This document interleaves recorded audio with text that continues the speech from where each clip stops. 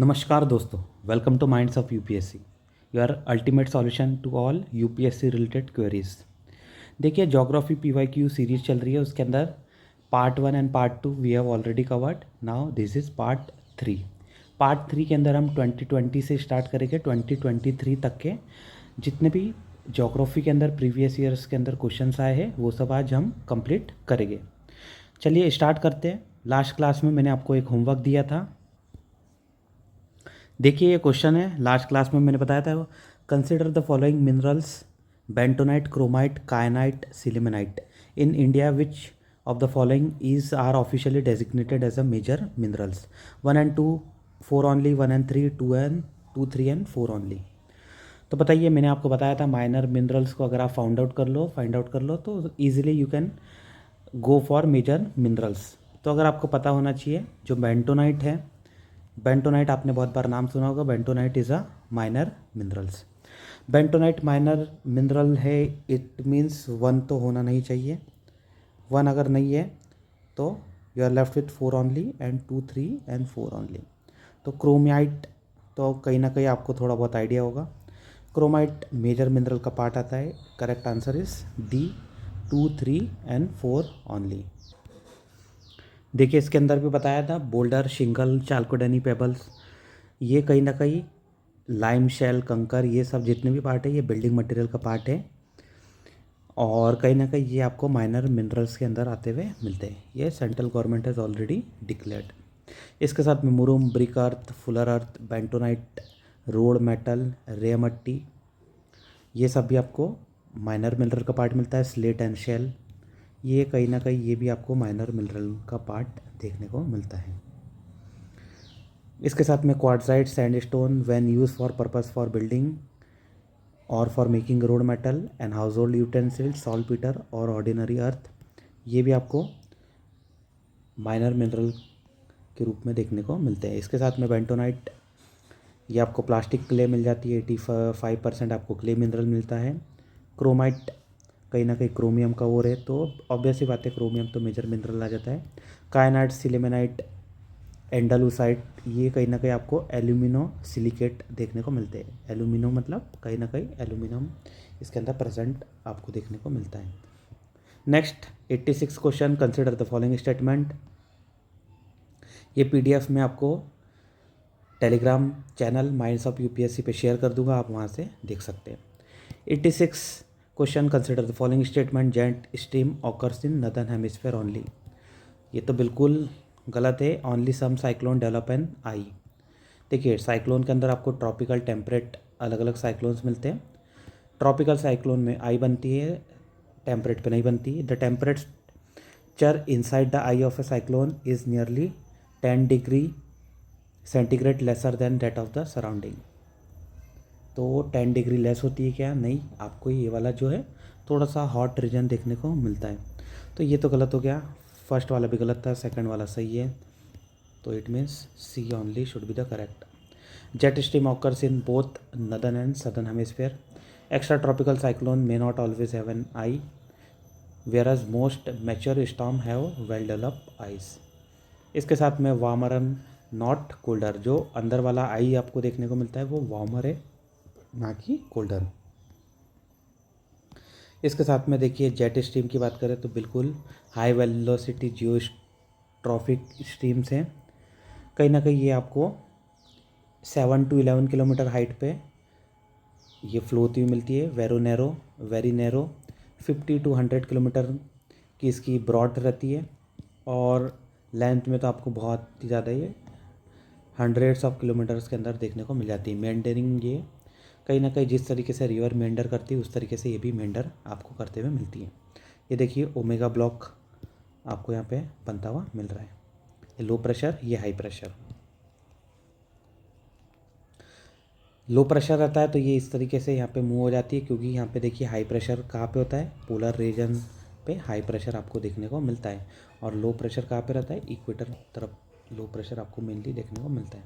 Meandering हो जाती है, it is called Rossby waves, they are natural phenomena in the atmosphere and ocean due to rotation of the earth. इसके साथ में आप ये देख सकते हैं कोरिलिस इफेक्ट भी आता है। ये देखिए नॉर्मल इस तरीके से फ्लो होता है और जब मेंडरिंग होती है कोल्ड एयर यहाँ पे सबसाइड नीचे की तरफ आने की कोशिश करती है, तो यहाँ पे, और ये वार्म एयर है ऊपर की तरफ, तो कहीं ना कहीं यहाँ देखिए ऐसा पैटर्न बन जाता है, रॉसबी वेव्स भी इसे कहते हैं।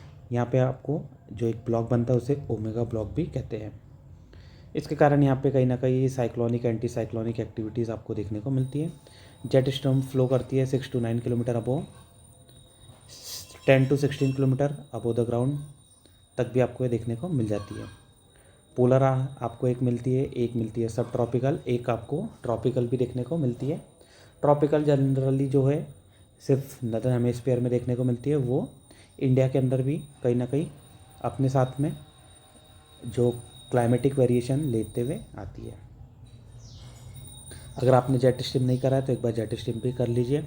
इसके साथ में अगर ट्रॉपिकल साइक्लोन की बात करें तो बिल्कुल ये देखिए सेंट्रल में आपको आई देखने को मिलती है, ये हो गया आई। इसके बाद में राइट साइड में आपको मिल जाता है आई वॉल। ये देखिए यहाँ पे एयर सबसाइड होता है, और यहाँ पे आई वॉल के बाजू में से यहाँ पे अपर डाइवर्जेंस, पहले तो अपर जाता है उसके बाद में डाइवर्जेंस होता हुआ मिलता है। ये डाइवर्जेंस अल्टीमेटली जाके क्लाउड फॉर्मेशन होता है। धीरे धीरे आप देखते हो यहाँ पे रेनफॉल आपको बनती हुई मिलती है।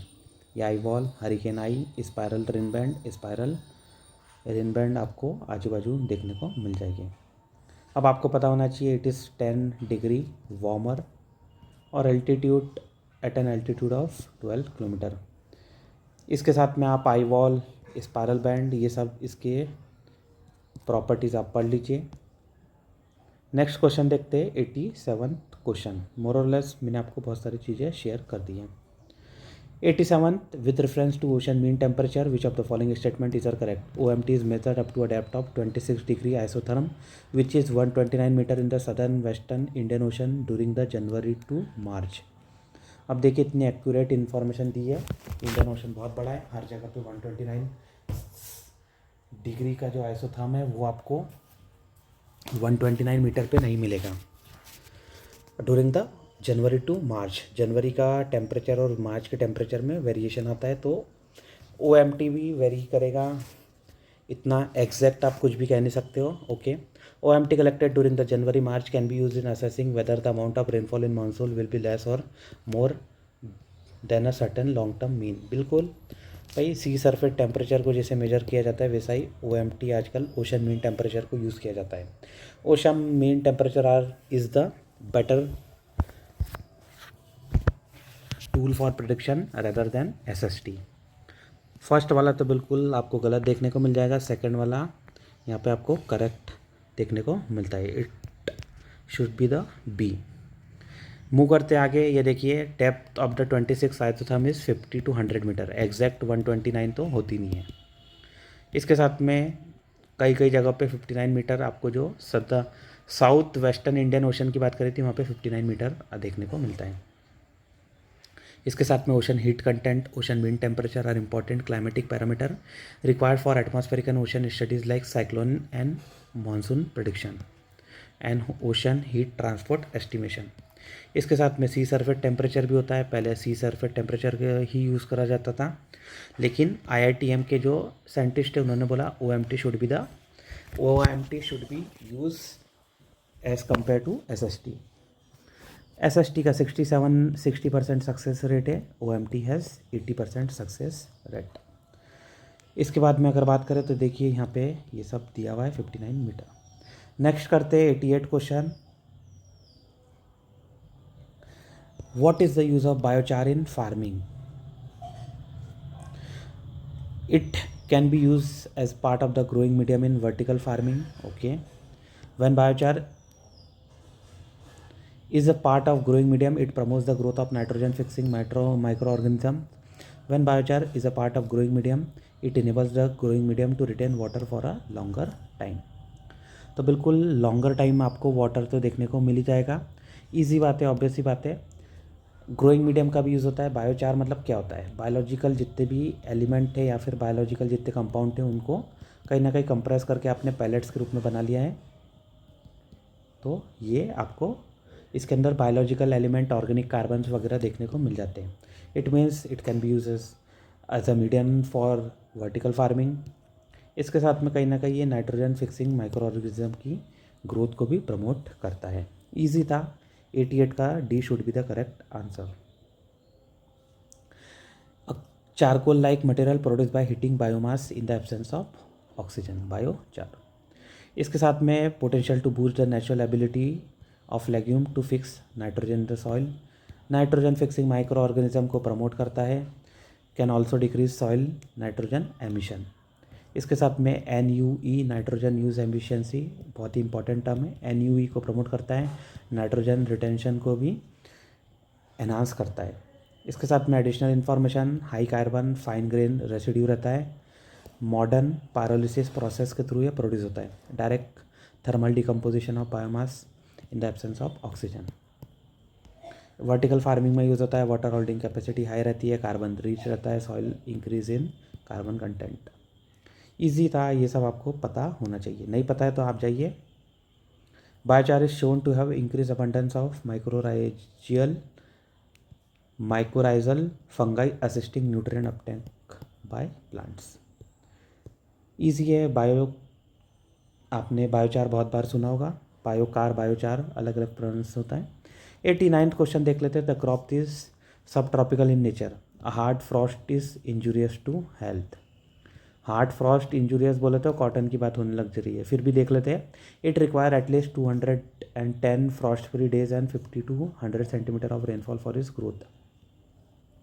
अ light well drain soil capable of retaining moisture is ideally suited for the cultivation of the crop. Which one of the following is a crop? देखिए 210 फ्रॉस्ट फ्री डेज टीज़ के लिए तो ऐसी कोई बात आपको देखने को नहीं मिलती है। शुगर केन के लिए भी ऐसी कोई बात नहीं मिलती है। शुगर केन के लिए वाटर भी आपको ज़्यादा मिलता है, 50 to 100 सेंटीमीटर में नहीं होगा। जूट के लिए भी वाटर ज़्यादा रहता है। बिल्कुल यहाँ पे कॉटन की बात ही आपको देखने को मिलती है। कॉटन देखिए वाटर होल्डिंग कैपेसिटी हाई होनी चाहिए। जो ब्लैक कॉटन सॉइल आपको देखने को मिलती है उसकी भी 210 आपको फ्रॉस्ट फ्री डेज मिलने चाहिए, 20 to 30 डिग्री सेल्सियस। इसके साथ में लेस देन 18 डिग्री रहता है तो जर्मिनेशन विल बी डिलेड। ये आपको खरीफ क्रॉप देखने को मिलती है। हमने खरीफ बोले तो रेनी सीजन, ये ऑलरेडी हम देख चुके हैं। इसके साथ में warm and wait condition, humidity, rainfall, gentle slope. ये किसकी बात हो रही है? जूट की। जूट के लिए तो हाई प्रेसिपिटेशन की रिक्वायरमेंट रहती है, तो यहाँ पे 160 to 200 सेंटीमीटर आपको रेनफॉल देखने को मिल गया है। शुगर केन के लिए भी आपको ह्यूमिड एंड हॉट क्लाइमेट मिल जाता है और यहाँ पे भी आपको रेनफॉल ज़्यादा देखने को मिलेगी। टी की बात करें तो wet and humid climate, temperature ranging from 21 to 29 degree, rainfall 150 to 200 centimetre है। हाई क्वालिटी टी प्लांट आपको एलिवेशन पे देखने को मिलते हैं। वेल ड्रेन सॉइल होना चाहिए बेटर प्रोडक्टिविटी के लिए। और यहाँ पे क्या पूछा गया था? Moisture retaining soil. Well drain और मॉइस्चर रिटेनिंग दोनों में अंतर है, डिफरेंस है। You must have to look at the difference between the properties of trees as well as cotton. Next question देखते हैं, 90th question. What are the advantages of zero tillage in agriculture? देखो zero tillage का हर साल question आ रहा है, बहुत बार हम देख चुके हैं। Sowing of what is possible without burning the residues of the previous crop. Sowing of what is possible without burning the residue of the previous crop. ये आपको जीरो टिलेज के अंदर बेनिफिट मिलता है। Okay. Without the need for the nursery of rice sapling, direct planting of paddy seeds in the wet soil is possible. Okay. Carbon sequestration in the soil is possible. तो carbon sequestration तो possible है, ये तो easy है। इसके बाद में एक एक करके हम देखते जाते हैं कौन कौन से। तो sowing of what is possible without burning of the residue. बिल्कुल यहाँ पे मल्चिंग वाला जो कॉन्सेप्ट आप कह सकते हो, मल्चिंग या फिर जो वेस्ट पहले से ही उसका यूज़ करके ही, तो बिल्कुल जीरो टिलेज अगर करेंगे तो ये आपको हेल्प देखने को मिल जाएगी। सेकंड स्टेटमेंट देखते हैं, without the need for the nursery of rice sapling, direct seeding of paddy seed in the wet soil is possible. तो बिल्कुल ये भी आपको पॉसिबल देखने को मिल जाता है। थोड़ा सा इसको अगर आपको नेगेट करना है तो थोड़ा सा मुश्किल हो जाता है, इसीलिए ऐसे क्वेश्चन के अंदर अगर आप नेगेट नहीं कर पा रहे हो तो go with the all of the above या फिर गो विथ द करेक्ट, और you can consider the statement as the correct one. इसके साथ में जीरो टिलेज फार्मिंग के यहाँ पे एडिशनल इन्फॉर्मेशन दी हुई है, growing wheat crop without tillage और disturbing the soil in harvesting field. Happy seeder एक आपको टेक्निक में देखने को मिलती है कहीं ना कहीं, which is use for sowing seed without any burning of crop residue. Happy seeder Punjab Haryana वाले रीजन पे भी हैप्पी सीडर की बात हो रही थी। Direct seeded rice zero tillage is an alternative crop establishment method for rice. तो जो बातें बोली है यहाँ पे आपको देखने को मिल जा रहा है। इसके बाद में जीरो टिलेज और नो टिलेज, यहाँ पे देखिए क्रॉप पुराना वाला वेस्टेज आपको यहाँ पे पड़ा हुआ मिल रहा है। वेस्ट नहीं रहता है कहीं ना कहीं, ये वाटर रिटेंशन और वाटर जो मेंटेनेंस के अंदर हेल्प करता है और कार्बन सिक्वेस्ट्रेशन को भी प्रमोट करता है। इंपॉर्टेंट पॉइंट है, tillage is an agriculture land preparation through mechanical agitation which include digging, stirring and overturning. तो हमें क्या करना है, जीरो, मतलब ये वाली एक्टिविटी को नहीं परफॉर्म करना है। Zero tillage is the process where the crop seed will be sown through driller without proper या फिर prior land preparation and disturbing the soil where previous crop stubble are present. Zero tillage not only reduce the cost of cultivation, it also reduce soil erosion, crop duration and irrigation technique. Zero tillage is also known as no tillage or nil tillage. Next question देख लेते हैं 91st.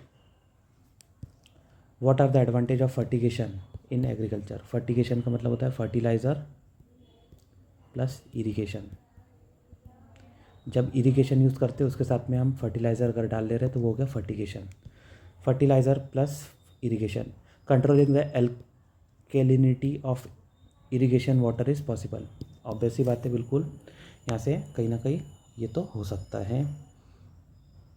इसके बाद में efficient application of rock phosphate and all other phosphatic fertiliser is possible. All other phosphatic fertiliser यहाँ पे थोड़ा सा एक्सट्रीम की तरफ जा रहा है, इसको होल्ड करके रखते हैं। Increase availability of nutrient to plant is possible. अब भाई ये कराई क्यों जा रहा है, ताकि अवेलेबिलिटी तो ज़्यादा बन जाए, तो सेम ये तो होना ही चाहिए।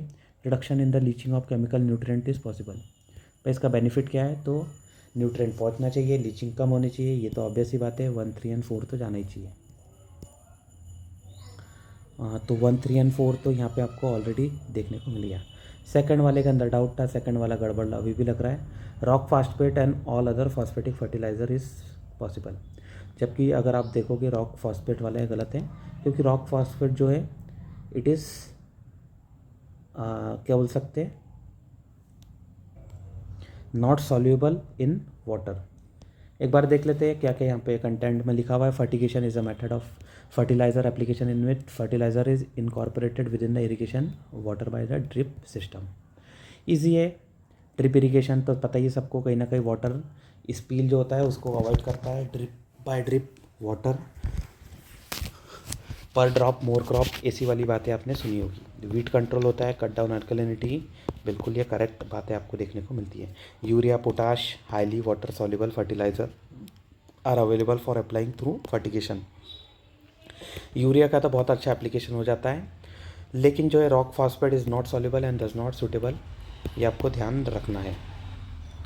इसके साथ में it increase the availability of nutrient to plant, इसके साथ में न्यूट्रिएंट अवेलेबिलिटी भी या फिर नाइट्रोजन यूज़ एफिशिएंसी भी आपको हाई देखने को मिलती है। इसके साथ में वाटर लॉगिंग भी अवॉइड हो जाता है, therefore less leaching of chemical nutrient. ये देखिए, ये जिस तरीके से ड्रिप के थ्रू पानी आ रहा है उसके साथ में बूंद बूंद करके थोड़ा बहुत न्यूट्रिएंट या फर्टिलाइज़र हम ऐड करते जाते हैं। फर्टिगेशन के ये आपको एडवांसमेंट मिल जाएगी, बिल्कुल जो हमने पढ़ा वही की वही है। PH of the irrigation water is of great importance and it affect many chemical reaction. Fertigation the reason of adjusting the pH to an optimal range, बिल्कुल हम अकॉर्डिंग टू रिक्वायरमेंट पीएच को एडजस्ट भी कर सकते हैं। इसके कारण optimal Uptake of nutrient हो जाता है, irrigation system free from clogging, alkalinity को कम कर सकते हैं। Drip fertigation increase water and nitrogen use efficiency, आपको जो बताया नाइट्रोजन यूज़ एफिशिएंसी, बिल्कुल इसके साथ में वाटर यूज़ एफिशिएंसी भी बढ़ जाती है। रॉक फॉस्फेट का यूज़ नहीं कर सकते because they are insoluble in water as well as in citric acid. अब यहाँ से स्टार्ट होता है 2020 वाले ख़त्म हो गए क्वेश्चंस ज्योग्राफी के। Now let us start with 2021। 92 का क्वेश्चन एक बार पूरा देख लेते हैं। 92, the vegetation of savanna consist of grassland with scattered small trees. The forest development in such areas is generally kept in check by one or more of a combination of such conditions. Which of the following are such condition? Burrowing animal and termite, fire, grazing, herbivores, seasonal rainfall, soil properties. Select the correct answer. Repeat question एक बार पढ़ लेते हैं। The vegetation of savanna, savanna हमने करा था, savanna कहाँ पे आता है, हमने देखा था केन्या, सूडान, बिल्कुल सूडान टाइप।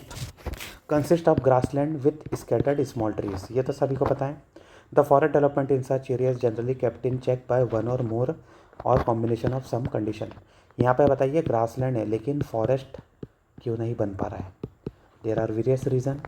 जो सबसे पहला रीज़न आपको देखने को मिलता है वो रहता है प्रेसिपिटेशन, और उसके साथ में आपको एक और प्रॉपर्टीज़ मिल जाती है, वो है फायर। जो फायर है, फायर कहीं ना कहीं एक आपको क्रिटिकल फैक्टर इसके अंदर देखने को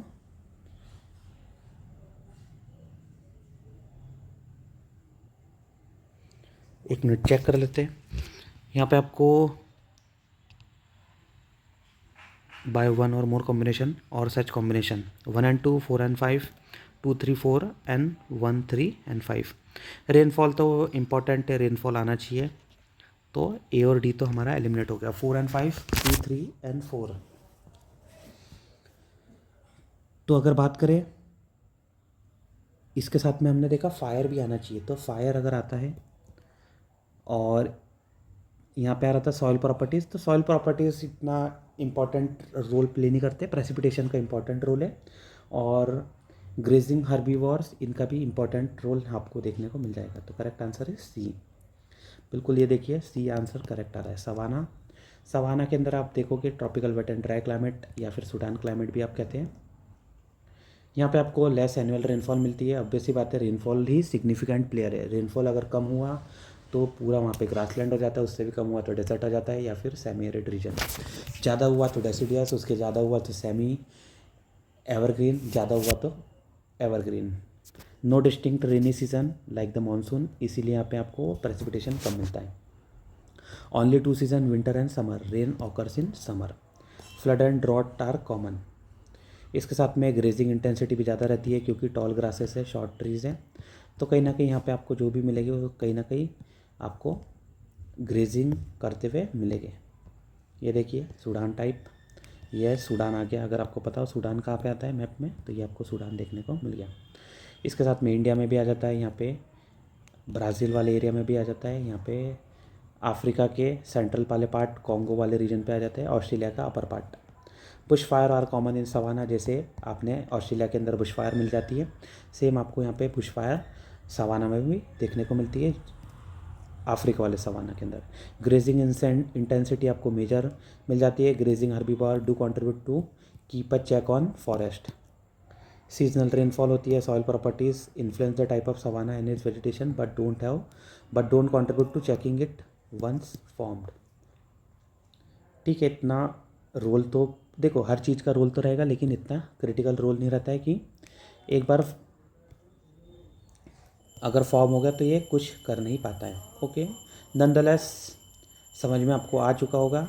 93rd क्वेश्चन देख लेते हैं। With reference to the water of the planet earth consider the following statements. The amount of water in the rivers and lakes is more than the amount of ground water. The amount of water in rivers and lakes is more than the amount of ground water. तो ये बिल्कुल गलत है। हमने last class में देखा था, सबसे पहले ग्लेशियर और आइस कैप आ जाते हैं, उसके बाद में ग्राउंड वाटर आता है, ग्राउंड वाटर के बाद में आ जाती है lakes. The amount of water in polar ice cap and glacier is more than the amount of ground water. Obviously बात है, ये तो आपको थर्ड जो सेकंड है वो तो करेक्ट देखने को मिल जाएगा। एक बार वापस से मैप लगा होगा बिल्कुल, ये देखिए आइस शीट। टोटल 97% तो वर्ल्ड ओशन के अंदर आ जाता है, 2.15% फ्रेश वाटर है, 2.8 फ्रेश वाटर है, उसमें से 2.15 आपको सिर्फ आइस शीट और ग्लेशियर में देखने को मिलता है। ग्राउंड वाटर 2.63 है, और बचा हुआ जितना भी 0.02% उसमें ये आपको इतनी सारी चीज़ें देखने को मिल गई। उसमें भी लेक्स ज़्यादा है, लेक्स के बाद में saline lake, soil water, atmosphere, steam. तो सबसे ज़्यादा आइस शीट या फिर इसके साथ में ग्लेशियर। उसके बाद में सेकंड आपको ग्राउंड वाटर देखने को मिलेगा। थर्ड आपको fresh water lakes, for example lake Baikal. और लेक बैकाल या फिर फ्रेश वाटर लेक का भी 0.009 है और यहाँ पे 063 है, मतलब देख लीजिए 630 और ये हो जाएगा 9, करीबन समझ लीजिए तो ये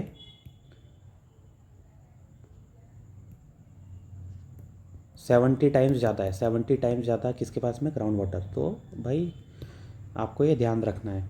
अगली बार क्वेश्चन देखो जो हमने PYQ करा हुआ है, अगर आपको नहीं पता तो अगर सेशन 1 अगर आप देखोगे तो हमने यही क्वेश्चन इसी सेंस में पढ़ा था और वैसा की वैसा रिपीटेशन यहाँ पे हुआ है। तो PYQs are very very important.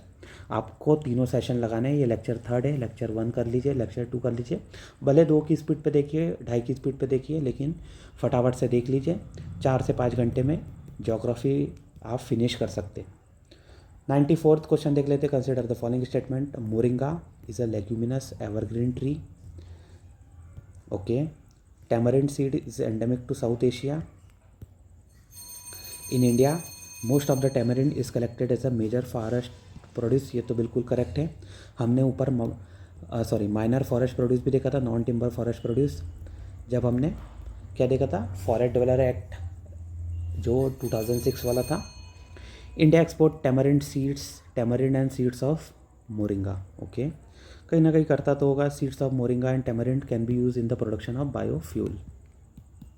1 2 4 5 3 4 5 1 2 3 5। तो इसके अंदर अगर आपको कुछ देना है तो बिल्कुल थर्ड वाला तो देखने को मिल जाएगा। थर्ड वाला करेक्ट है, इट मीन्स ए तो एलिमिनेट हो गया। Moringa is a leguminous evergreen tree, ये गड़बड़ हो सकता है, पता है कि नहीं पता है। Tamarind is a south endemic to South Asia, ये भी गड़बड़ पता नहीं हो सकता है कि नहीं।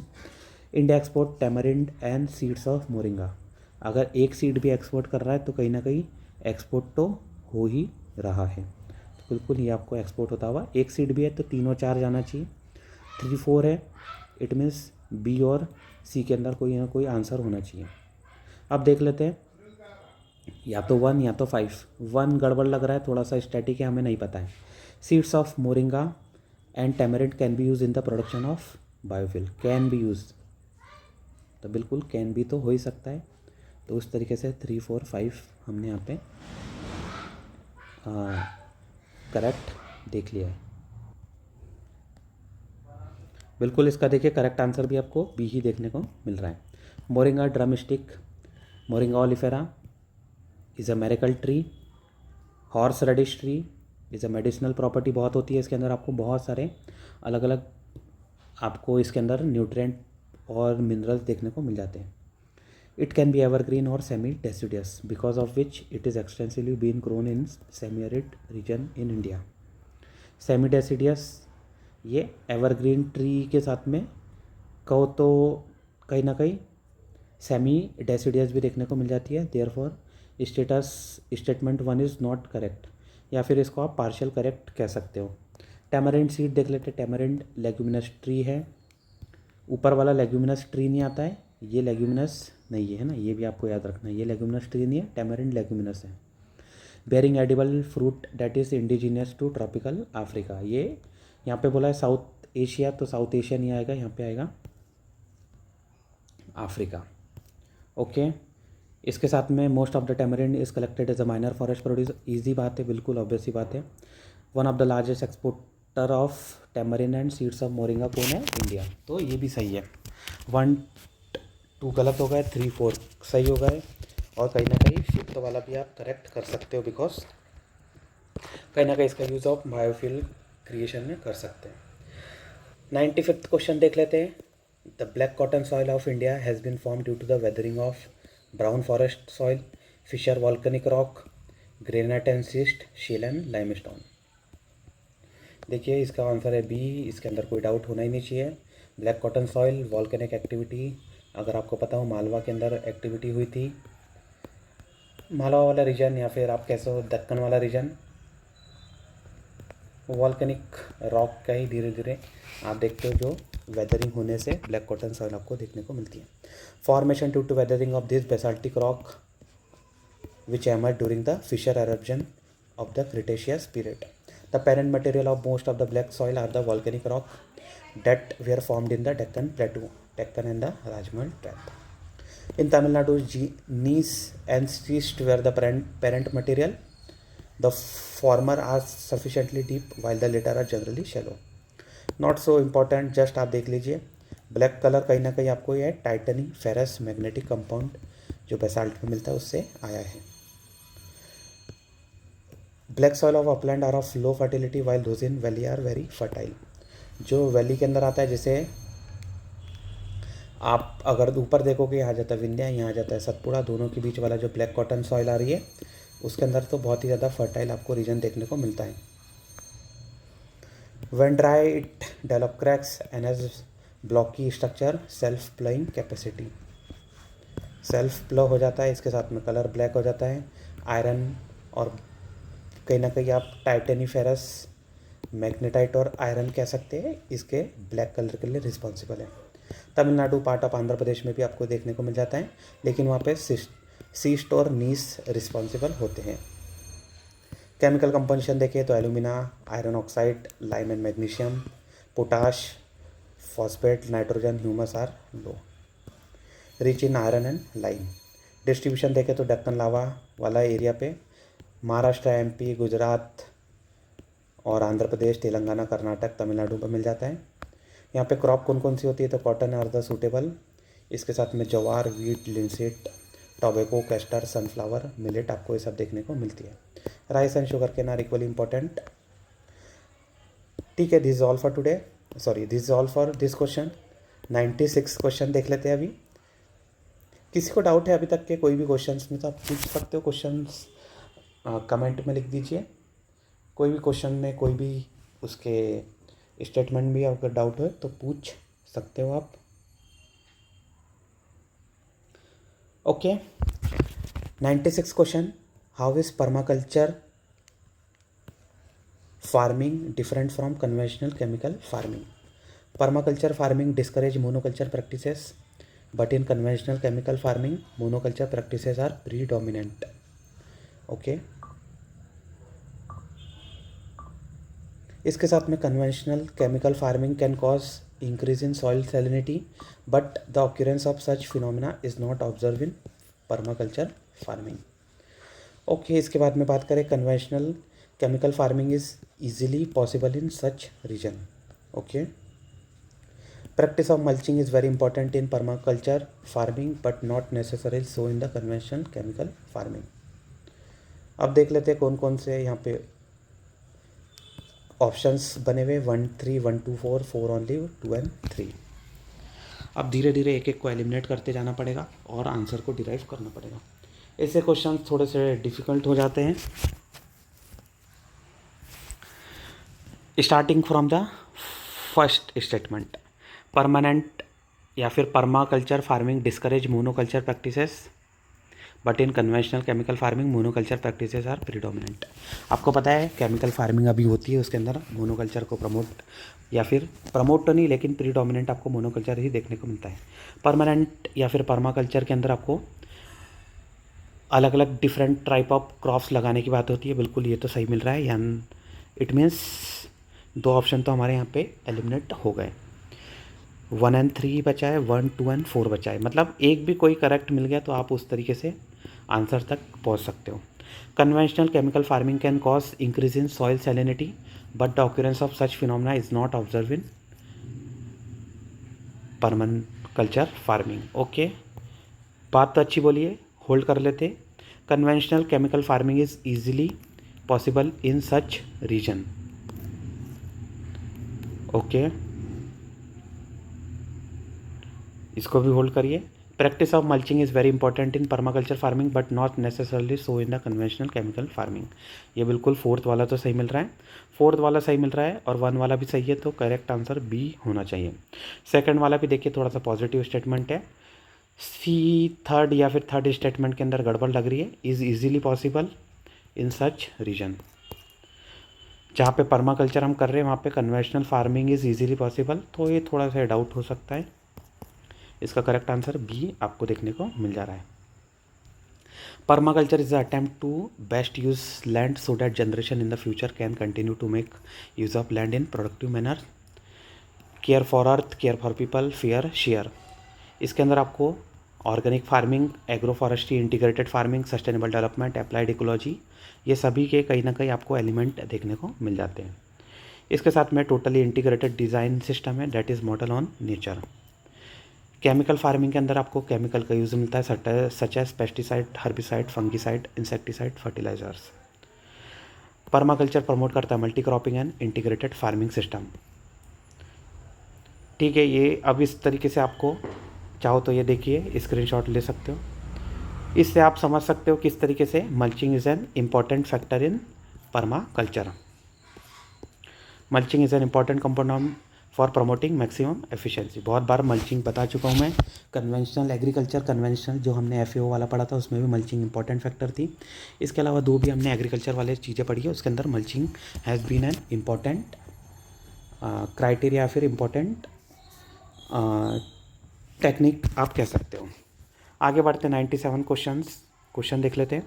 With reference to palm oil consider the following statement. The palm oil tree is native to South east Asia. वापस से नेटिव वाला क्वेश्चन है, कहीं ना कहीं मतलब गड़बड़ हो सकती है।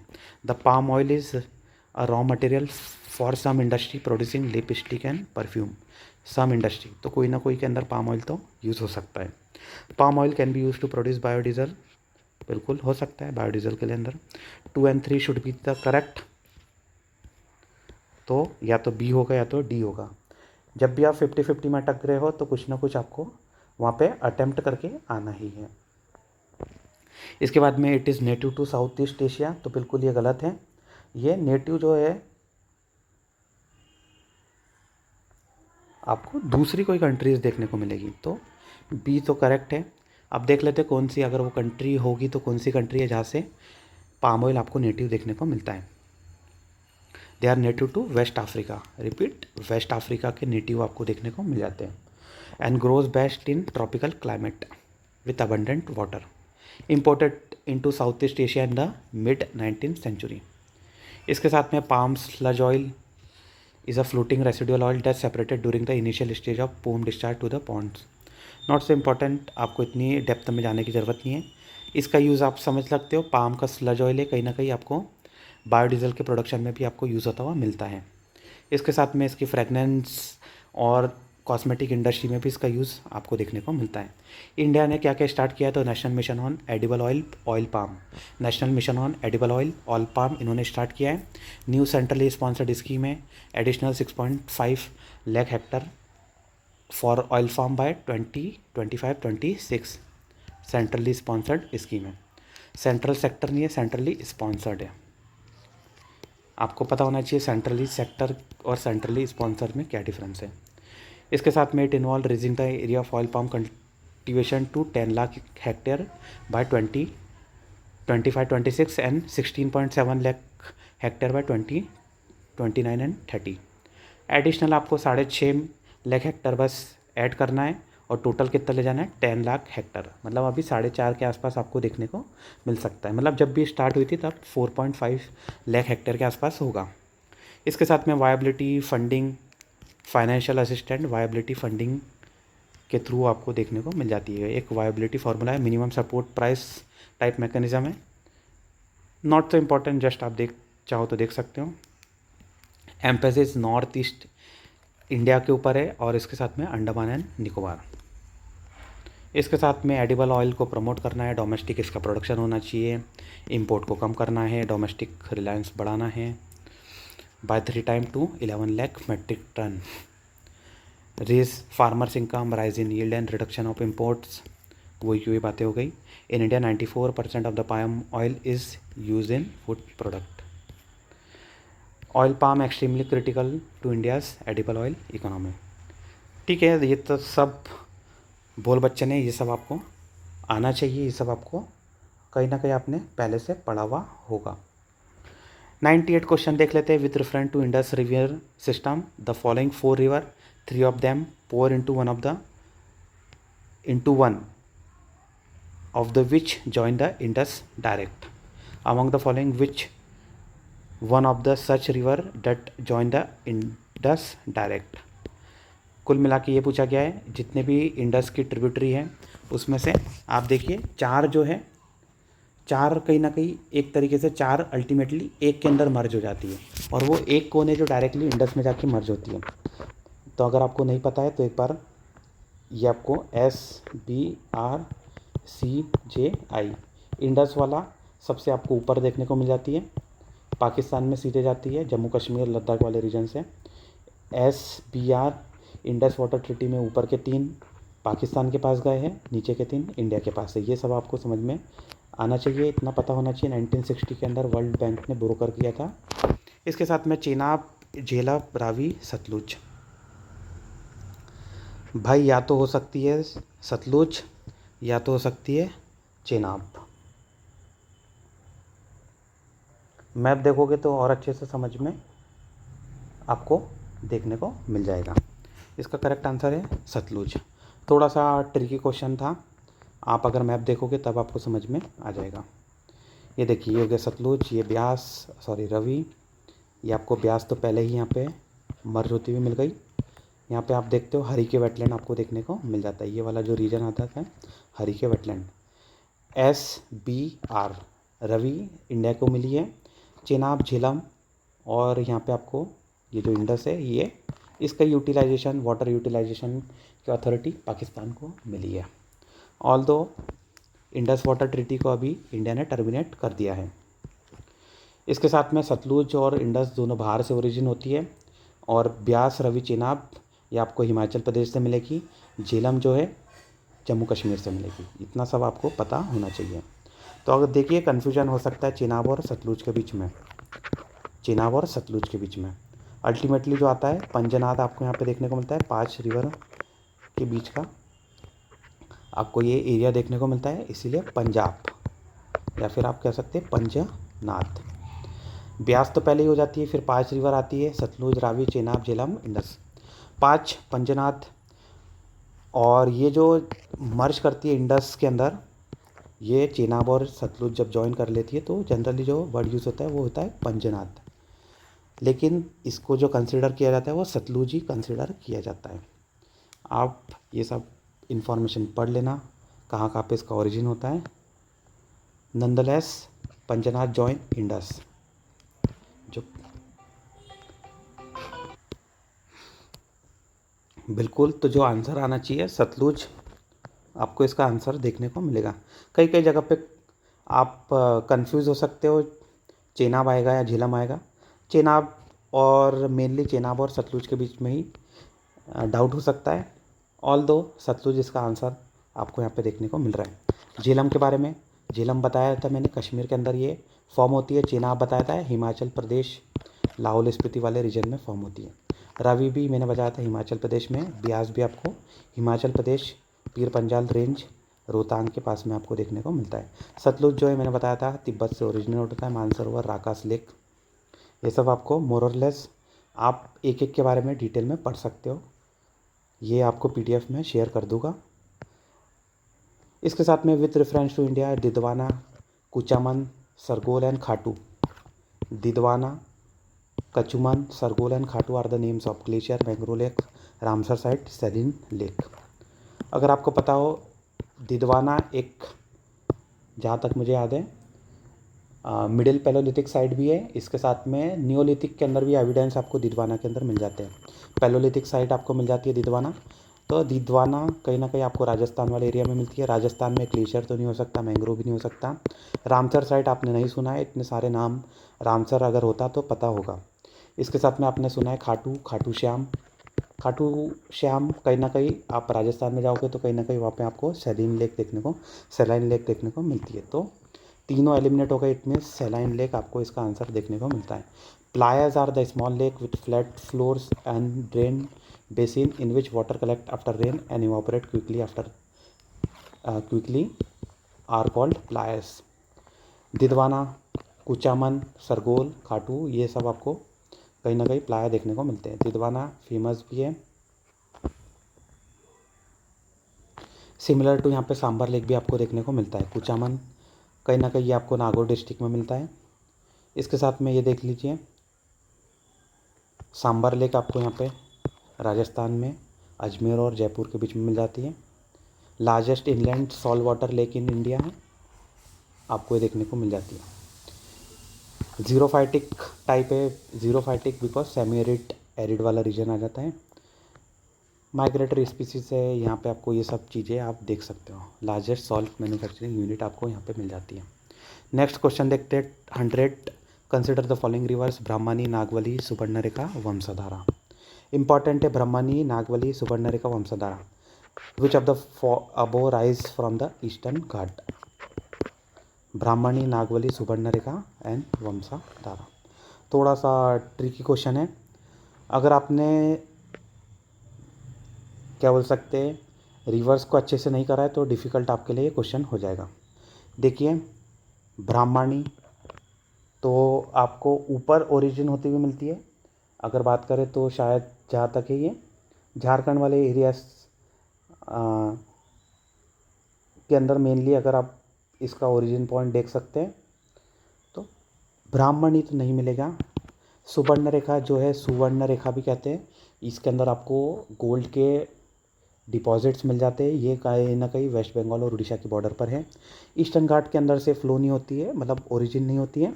नागवली आपको बिल्कुल आंध्र प्रदेश वाले रीजन पे मिल जाती है। वंशधारा उड़ीसा के अंदर आंध्र प्रदेश की बॉर्डर के पास आपको देखने को मिलता है। 2 and 4 should be the correct answer. Brahmani Sankh south Koel river near Rourkela इसके कॉन्फ्लुएंस से बनती है। अब ये साउथ कोयल कहाँ से आती है तो बिल्कुल ये झारखंड से आती हुई मिलती है। नागवली की बात करें बिल्कुल ईस्टर्न घाट कालाहांडी जो उड़ीसा वाला रीजन है वहाँ से आपको ओरिजिन होता है। इसके साथ में नदन आंध्र प्रदेश स्टेट के साथ में भी आपको ये देखने को मिलता है बिटवीन ऋषिकुल्या एंड गोदावरी। इसके साथ में सुवर्णरेखा रांची प्लेटू झारखंड से ओरिजिन होता है, वेस्ट बंगाल उड़ीसा की बॉर्डर पे फ्लो होता हुआ मिलता है। वंशधारा की बात करें तो कालाहांडी डिस्ट्रिक्ट उड़ीसा, ये भी आप देखिए आंध्र प्रदेश के कलिंगापट्टनम से फ्लो होता हुआ मिलता है। तो बिल्कुल वंशधारा नागवली आपको जो पोजीशन बताई वही पोजीशन आपको यहाँ पे देखने को मिल रही है। अब अगर आपको देखना है तो मेरी 0 to हीरो सीरीज़ मैपिंग वाले इसके अंदर भी देख सकते हो। ऑल्दो अभी ये वाला पार्ट उड़ीसा वाला पार्ट बचा है, नंदलेस मैंने उड़ीसा का स्पेशल शॉर्ट्स भी बनाए हैं, उसके अंदर आपको उड़ीसा की भी रिवर्स वाला मैप देखने को मिल जाएगा। नहीं है तो एक बार मैं बना दूंगा। आगे बढ़ते हैं 101 question. Among the following which one is the least water efficient crop. Water efficient crop सबसे कम कौन सी है? Sugar cane, sunflower, pearl millet, red gram. Pearl millet तो हो ही नहीं सकता। सनफ्लावर, रेड ग्राम, भाई वाटर एफिशिएंट नॉन एफिशिएंट बोला है, लेस्ट वाटर एफिशिएंट। शुगर केन में पानी बहुत लगता है, ये सब आपको पता होगा। तो देख लीजिए कितना वाटर आपको यहाँ पे लगता हुआ मिल रहा है। राइस के लिए 900 to 2500 water requirement in mm। इसके साथ में शुगर केन, कॉटन आपको यहाँ पे ज़्यादा देखने को मिल जाता है।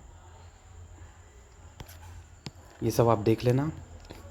सॉरी, एक यहाँ पे है लिस्ट और सेकंड लिस्ट यहाँ पे।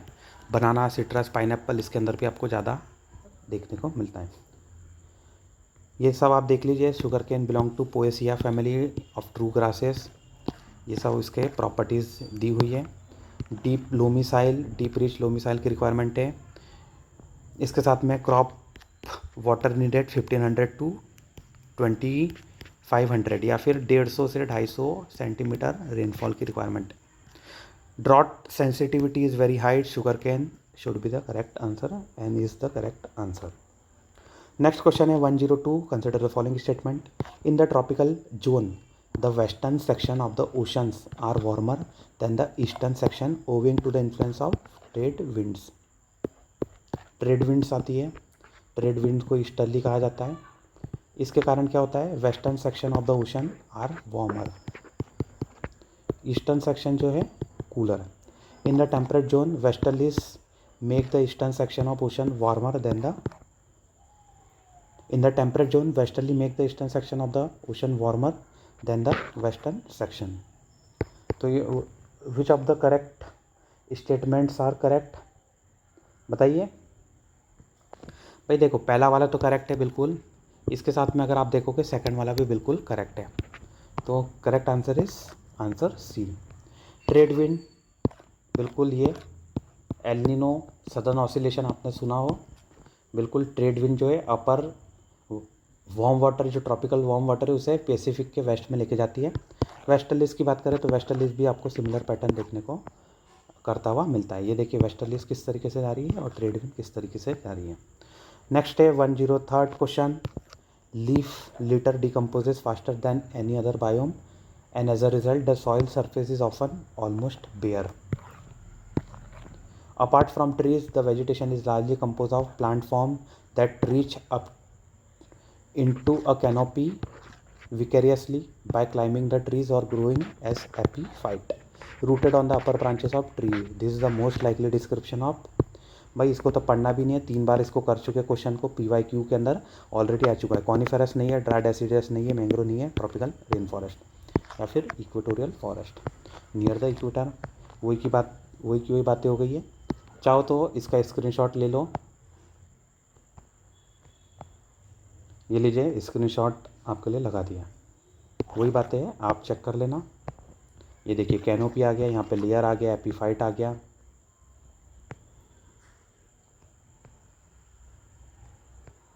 नेक्स्ट क्वेश्चन है, यहाँ पे 2021 के क्वेश्चंस फिनिश हो गए। नाउ अगर आपको अभी तक कोई डाउट है तो आप क्वेश्चन कमेंट के अंदर पूछ सकते हैं। Let us start with 2022। 104th question देख लेते हैं। Consider the following pairs region often mention in the news, Anatolia, Amhara, Cabo, Delgado, Catalonia. Catalonia आपको पता होना चाहिए स्पेन के अंदर आ जाता है। कैटलोनिया इटली में तो नहीं है, 4 वाला तो गलत है। एनाटोलिया टर्की वाले रीजन पे एनाटोलिया आपको देखने को बिल्कुल मिल जाता है। इसके साथ में अम्हारा रीजन इथोपिया, बिल्कुल अम्हारा भी इथोपिया में मिल जाता है। कैबे डेलगाडो आपको स्पेन में नहीं मिलता है, कोई दूसरी जगह पर है ये। अगर आपको पता है तो बता सकते हैं कैबो डेलगाडो आपको कहाँ पे मिलता है। ये आपको मोजाम्बिक के अंदर देखने को मिलेगा, मोजाम्बिक। तो 3rd और 4th are incorrect, 1 and 2 are correct. It means only 2 pair. देखिए नया वाला क्वेश्चन टाइप यहाँ पे इंट्रोड्यूस हुआ, वो कौन सा है, 1 pair, 2 pair, 3 pair, 4 pair. It means कहीं ना कहीं यहाँ पे डिफ़िकल्टी लेवल बढ़ते जा रही है या फिर बढ़ चुकी है, और यही इसका जो आपको जेनिथ देखने को मिलेगा 2023 वाले पेपर के अंदर देखने को मिल जाएगा। Late us see the answers. देखिए एनाटोलिया आपको टर्की का ही पार्ट देखने को मिलेगा।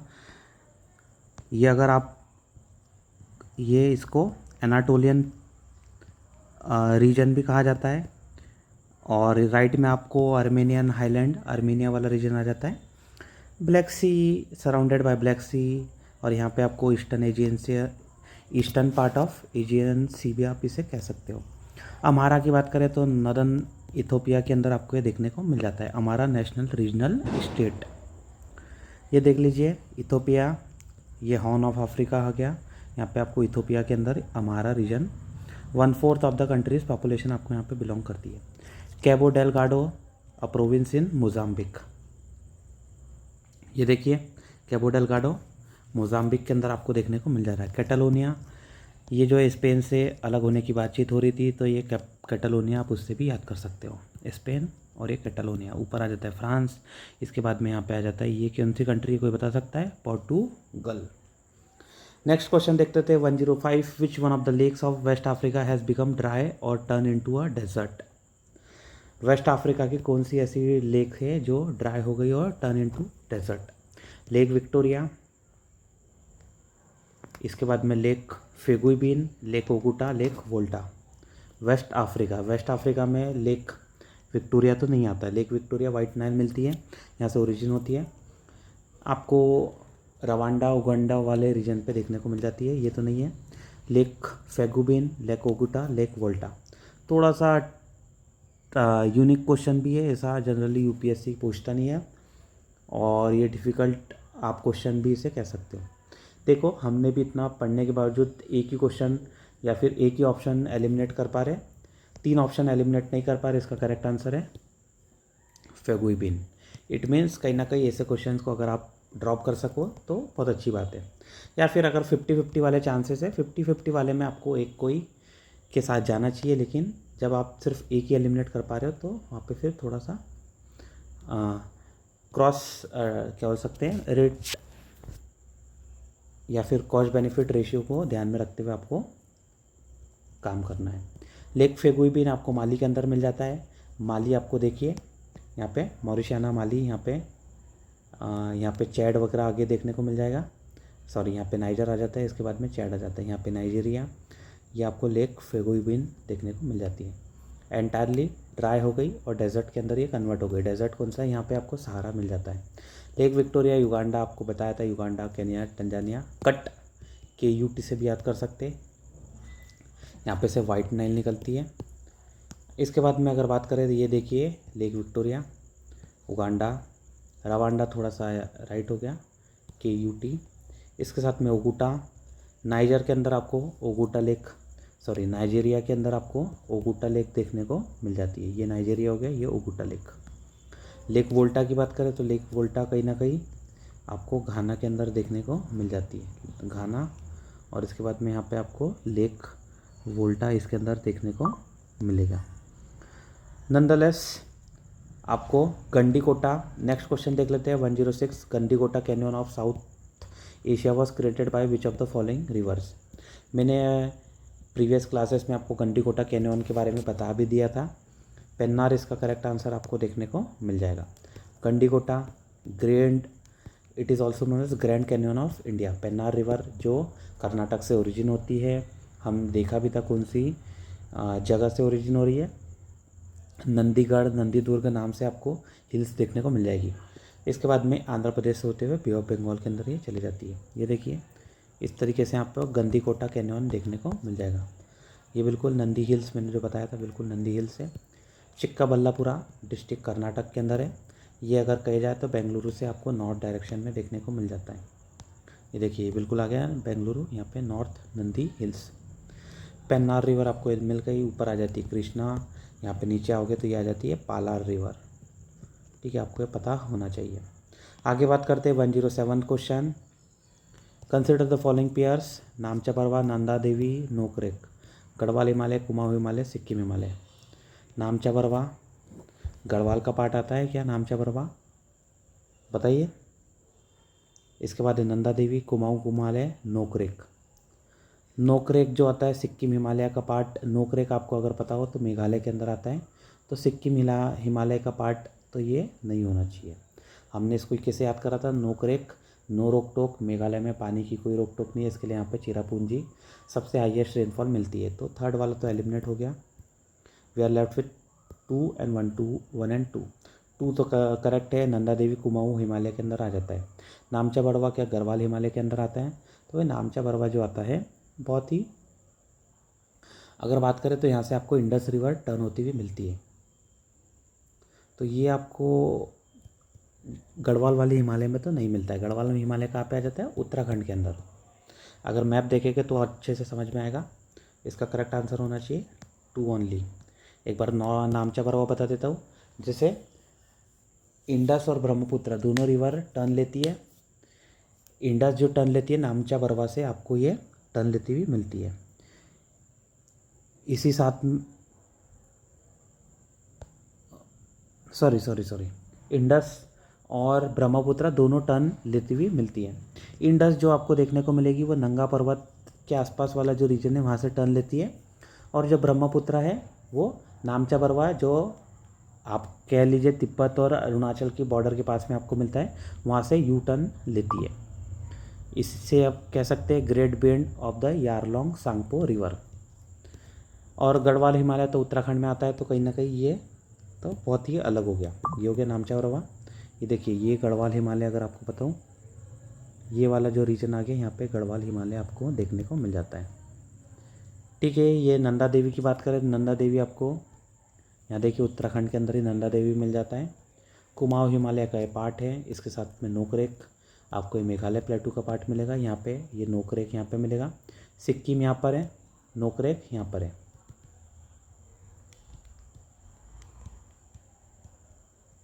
ठीक है, अब आपको समझ में आ गया होगा। नेक्स्ट क्वेश्चन देख लेते हैं। The term Levant often heard in the news रफली correspond to the which of the following region? Region along the eastern Mediterranean shores, region along the north Africa shores stretching from Egypt to Morocco, region along Persian gulf and horn of Africa, the entire coastal Mediterranean sea of areas. तो ये तो गलत हो गया, बिल्कुल इसका correct answer होना चाहिए ए। लेवांत अगर बात करें ISIS, इसके पहले इस्लामिक स्टेट ऑफ लेवांटन इराक ऐसा कुछ नाम था उसका। तो उस तरीके से भी आप याद कर सकते हो। ये देखिए लेवांत, मेडिटेरियन यहाँ पे आ जाता है सीरिया, एक बार वापस से बता देते हैं, यहाँ आ जाता है सीरिया, यहाँ लेबनान, यहाँ इज़राइल, यहाँ पे नीचे ये सिनाई पेनिनसुला आ जाता है, यहाँ पे जॉर्डन आ जाता है। इस तरीके से आप याद कर सकते हो। एक बार एनाटोलिया भी क्वेश्चन प्रीवियस में पूछा गया था, एनाटोलिया याद कर लो। यहाँ मेसोपोटामिया मिल जाता है, यहाँ यूफ्रेट्स और टिग्रिस रिवर आ जाती है। 2 रिवर है, एक यूफ्रेट्स है, एक टिग्रिस है। अरेबियन पेनिनसुला हो गया, ये इजिप्ट हो गया, यहाँ पे सिनाई पेनिनसुला आ गया, ये रेड सी हो गया, यहाँ पे गल्फ ऑफ अकाबा आ गया। ठीक है, हमने मोर और लेस बहुत सारी चीज़ें देख ली। नेक्स्ट क्वेश्चन देख लेते हैं। 109 consider the following countries Azerbaijan, Kyrgyzstan, Tajikistan, Uzbekistan, Turkmenistan. Which of the following have borders with Afghanistan? Afghanistan के साथ में यहाँ पे आपको पाकिस्तान मिल जाता है, यहाँ पे मिल जाता है ईरान, इसके साथ में एक आ जाता है उज्बेकिस्तान। और आपको पता होना चाहिए KT एक KT ऊपर चलता है, एक KT नीचे चलता है। तो तजिकिस्तान आपको यहाँ पे मिल जाएगा, यहाँ पे तुर्कमेनिस्तान मिल जाएगा, यहाँ कजाकिस्तान मिल जाएगा, यहाँ किर्गिस्तान मिल जाएगा। तो भाई एनी चांस किर्गिस्तान तो इसका पार्ट नहीं हो सकता। तो सेकंड वाला अगर एलिमिनेट कर दे, सेकंड, तो we are left with 3, 4 and 5। तो तजिकिस्तान तो बिल्कुल तजिकिस्तान आपको मिल जाएगा, उज्बेकिस्तान भी मिल जाएगा एंड तुर्कमेनिस्तान भी मिल जाएगा। अजरबैजान भी नहीं मिलता है, अजरबैजान भी बहुत दूर आ जाता है। अजरबैजान 3, इसका जो आंसर होना चाहिए सी होना चाहिए। लेट अस सी, बिल्कुल सी है। अफ़गानिस्तान, एक बार पाकिस्तान बता दिया आपको, ईरान बता दिया, तुर्कमेनिस्तान, उज्बेकिस्तान, तजिकिस्तान। अब ये मेरे को ये क्वेश्चन पता नहीं था, ये सब हमने कि जिस तरीके से एग्ज़ाम के अंदर सॉल्व करना चाहिए वो उसी पैटर्न में आपको मैं बताते जा रहा हूँ। एक बार मैप देखोगे तो समझ में आ जाएगा। ये हो गया अफ़गानिस्तान, ये हो गया पाकिस्तान, ये ईरान, ये तुर्कमेनिस्तान, उज्बेकिस्तान सेंटर में आ जाता है, ये तजिकिस्तान आ जाता है। इसके साथ में ये इंडिया हो गया और ये चाइना।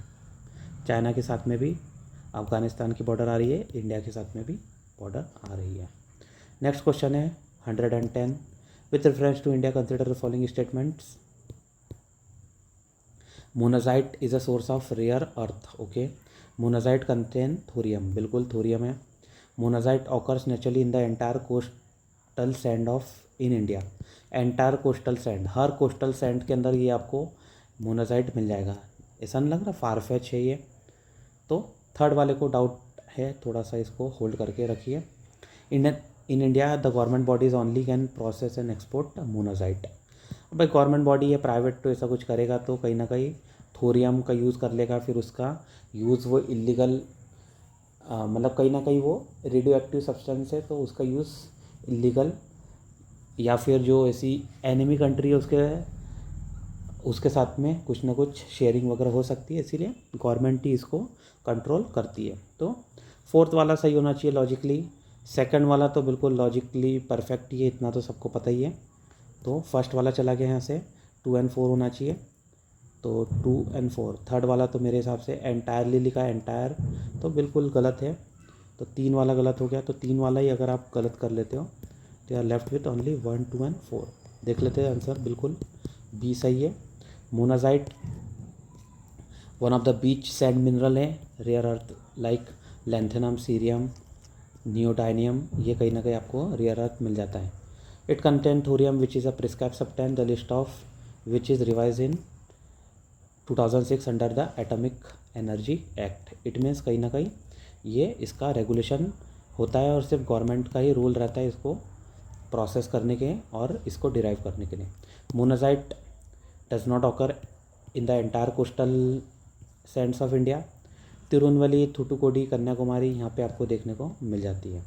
इसके साथ में Indian rare earth limited, wholly PSU of the government of India under the department of atomic energy is the only entity that is permitted to produce and process monazite.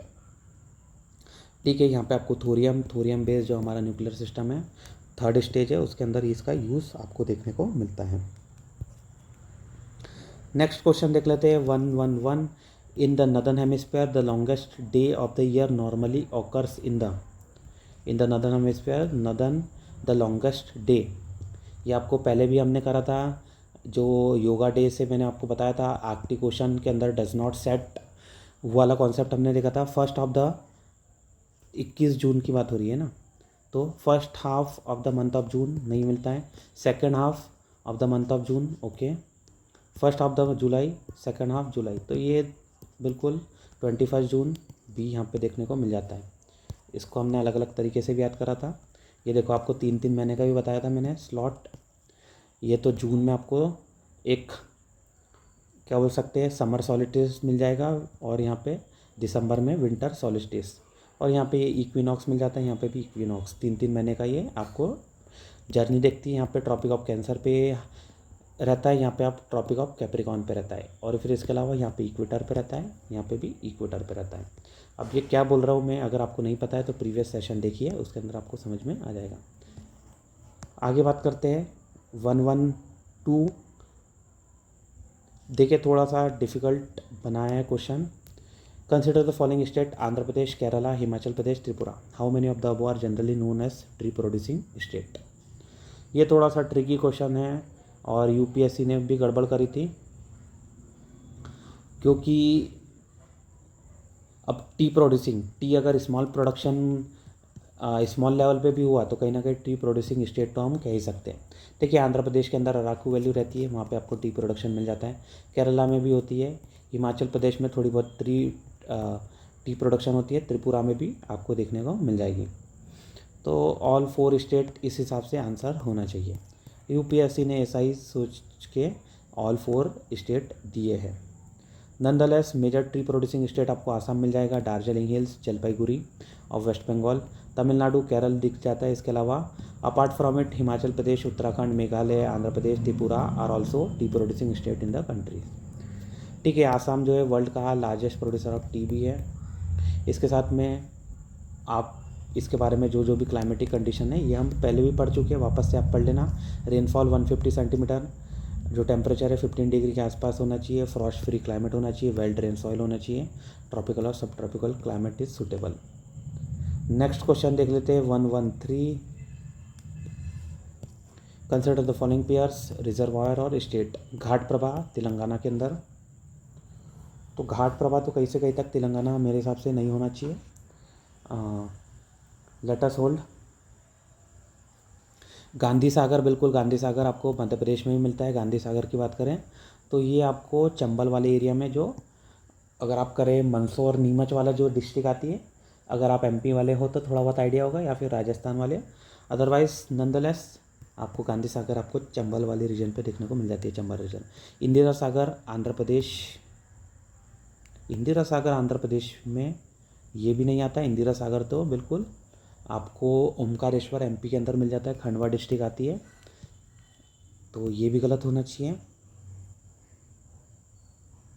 Maithon आपको छत्तीसगढ़ के अंदर, बिल्कुल मैथॉन जो है एक मिनट, मैथॉन भी आपको छत्तीसगढ़ में नहीं मिलेगा। मैथॉन जो है, मैथॉन की अगर बात करें तो कहीं ना कहीं झारखंड के अंदर आ रहा है। तो क्वेश्चन पूछा गया है which of the following is are not correctly match. Okay, not correctly match मतलब देखिए किस तरीके से डबल ट्रिक। पहले तो इतने सारे डिफ़िकल्ट ऑप्शन बनाए। पहली बात तो ये डिफ़िकल्ट है एक लेवल, सेकंड लेवल ये ऑप्शन, थर्ड लेवल पे नॉट पूछा गया है। अगर किसने एक जगह भी मिस्टेक करी तो 3 लेवल पे यहाँ पे गलत होने के चांसेस है। इसका जो करेक्ट आंसर होना चाहिए मेरे हिसाब से, कितने गलत पूछे हैं ना, तो घाट प्रवाह गलत है, इंदिरा सागर गलत है, मैथॉन गलत है, ओनली 3 प्रेयर्स आर गलत। देखिए बिल्कुल 3 पेयर्स है। घाट प्रभा की बात करें, बेलगावी डिस्ट्रिक्ट कर्नाटक के अंदर आ जाता है ये। इसके बाद में गांधी सागर की बात करें तो चंबल रिवर मध्य प्रदेश के अंदर आ जाता है। मंदसौर नीमच जो मैंने बोला था बिल्कुल वही आ गया। ठीक है, मैंने पढ़ के नहीं बोला है, लेकिन कहीं ना कहीं ये देखिए, ये तो एक्चुअल में मेरा दोस्त वहाँ का है नीमच का, देयरफॉर। इंदिरा सागर की बात करें तो इंदिरा सागर मध्य प्रदेश। ओमकारेश्वर ये तो पता ही है, सभी को पता रहता है, नहीं पता है तो आपको पढ़ने की ज़रूरत है। मैथॉन थोड़ा सा नया नाम आ जा क्या, लोकेटेड इन मैथॉन इन झारखंड। ये बाराकर रिवर के आपको बैंक पे देखने को मिल जाएगा। दामोदर वैली कॉरपोरेशन ओन करती है इसको। झारखंड वाला जो रिवर रीजन है जहाँ पे दामोदर फ्लो करती है, कहीं ना कहीं वहीं पे आपको मैथॉन डैम देखने को मिल जाएगा। आगे बात करते हैं 114th question. With reference to tea board in India consider the following statements. The tea board is a statutory body, obvious सी बात है स्टेटूटरी बॉडी है। It is a regulatory body attach to ministry of agriculture and farmers welfare. ये थोड़ा सा गड़बड़ हो सकता है, let us see. The tea board head office is situated in Bengaluru. Bengaluru थोड़ा सा ऑड नहीं लग रहा आपको? बेंगलुरु में तो कुछ भी नहीं है। The board has overseas office at Dubai and Moscow. ये हो सकता है, लेकिन थर्ड वाले के अंदर गड़बड़ लग रही है, क्योंकि भाई आसाम में, वेस्ट बंगाल में टी ज़्यादा प्रोडक्शन हो रहा है। बेंगलुरु में अगर होना चाहिए कॉफ़ी वाला हो सकता है। टी बोर्ड का तो कहीं गड़बड़ लग रहा है। थर्ड वाला अगर एलिमिनेट करोगे, you are left with 2 and 4 and 1 and 4। First वाला तो बिल्कुल करेक्ट है, तो हमारा फर्स्ट वाले के हिसाब से 1 and 4 should be the correct answer. Let us see, बिल्कुल 1 and 4। देखिए टी बोर्ड जो है 1903 में एस्टेब्लिश हुआ, इंडियन टी सेस बिल। इसके साथ में टी बोर्ड जो एक्चुअल आप वो देखोगे तो टी एक्ट ऑफ 1953 के अंदर ये हुआ है। इट मीन्स स्टेटूटरी बॉडी तो आपको देखने को मिल गई। हेडक्वार्टर कहाँ पर है? कोलकाता। मैंने बोला कहीं ना कहीं आपको वेस्ट बंगाल या आसाम में देखने को मिलेगा। हेडक्वार्टर कोलकाता है। थर्ड वाला एलिमिनेट हो गया। इसके साथ में कोलकाता, लंदन, मॉस्को, दुबई, हर जगह पे इसके ऑफिस आपको देखने को मिल जाएंगे। इसका ऑफिस आपको न्यूयॉर्क सिटी के अंदर भी आपको देखने को एक समय पे मिलता था। रेगुलेटरी बॉडी अगर देख ले हम, तो रेगुलेटरी बॉडी आपको मिनिस्ट्री ऑफ कॉमर्स देखने को मिल रही है। मिनिस्ट्री ऑफ एग्रीकल्चर नहीं है, ministry of commerce. Okay, second is incorrect. अगला क्वेश्चन है 115। Consider the following statement. High clouds primarily reflect solar radiation and cools the surface of the earth. Okay. Low clouds have a high absorption of infrared radiation emanating from the earth's surface and thus causing warming effect. तो बात तो कहीं ना कहीं ये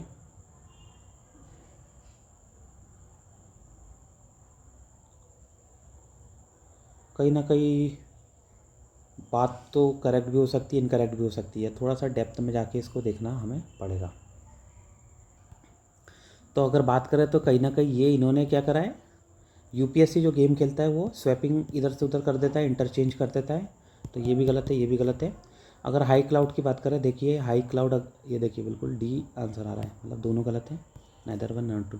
अगर high cloud की बात करें तो जब बाहर से आ रही है तो कहीं ना कहीं आ तो जाती है वो, और यहाँ से रिफ्लेक्ट कम होती है। फिर जब ग्राउंड पे आ गई, ग्राउंड से आपको जब रिफ्लेक्टेड रेज या फिर आप कह लीजिए इंफ्रारेड रेडिएशन मिलती है, तो यहाँ पे वो एब्जॉर्ब कर लेता है। ये हाई क्लाउड की बात कर रहा हूँ मैं। और यहाँ से सिर्फ थोड़ा सा ही पोर्शन बाहर जा पाता है। हाई क्लाउड जो है प्राइमरली रिफ्लेक्ट नहीं होता है, ये रिफ्लेक्ट नहीं कर पाता है। And cool the surface of the अर्थ, ये थोड़ा सा गलत हो गया। अगर लोअर क्लाउड्स की बात करें तो लोअर क्लाउड जो है ज़्यादा अच्छे से रिफ्लेक्ट कर देते हैं जो सन से रेज आ रही है। और उसके बाद में जो यहाँ पे छोटी, अगर जो ग्राउंड तक पहुँच गई है, ग्राउंड को ये प्रॉपर तरीके से क्या बोल सकते हैं, ट्रैप नहीं कर पाते, यहाँ से ग्राउंड वाली निकल जाती है। यहाँ पे देखिए छोटी जो ग्राउंड से इंफ्रारेड रेडिएशन एमिट हो रही थी, यहाँ पे एब्जॉर्ब बहुत ज़्यादा हो गई, यहाँ पे एब्जॉर्ब राइट वाले में एब्जॉर्ब नहीं हो पाई, बहुत ज़्यादा एमिट हो गई। तो यहाँ पे आप समझ लीजिए ये उल्टा दिया हुआ है। यूपीएससी इस तरीके से जो इंटरचेंजिंग करता है, हर साल 1 से 2 क्वेश्चन ऐसे आपको बनते हुए मिलेंगे। High clouds are often thin and do not reflect very much.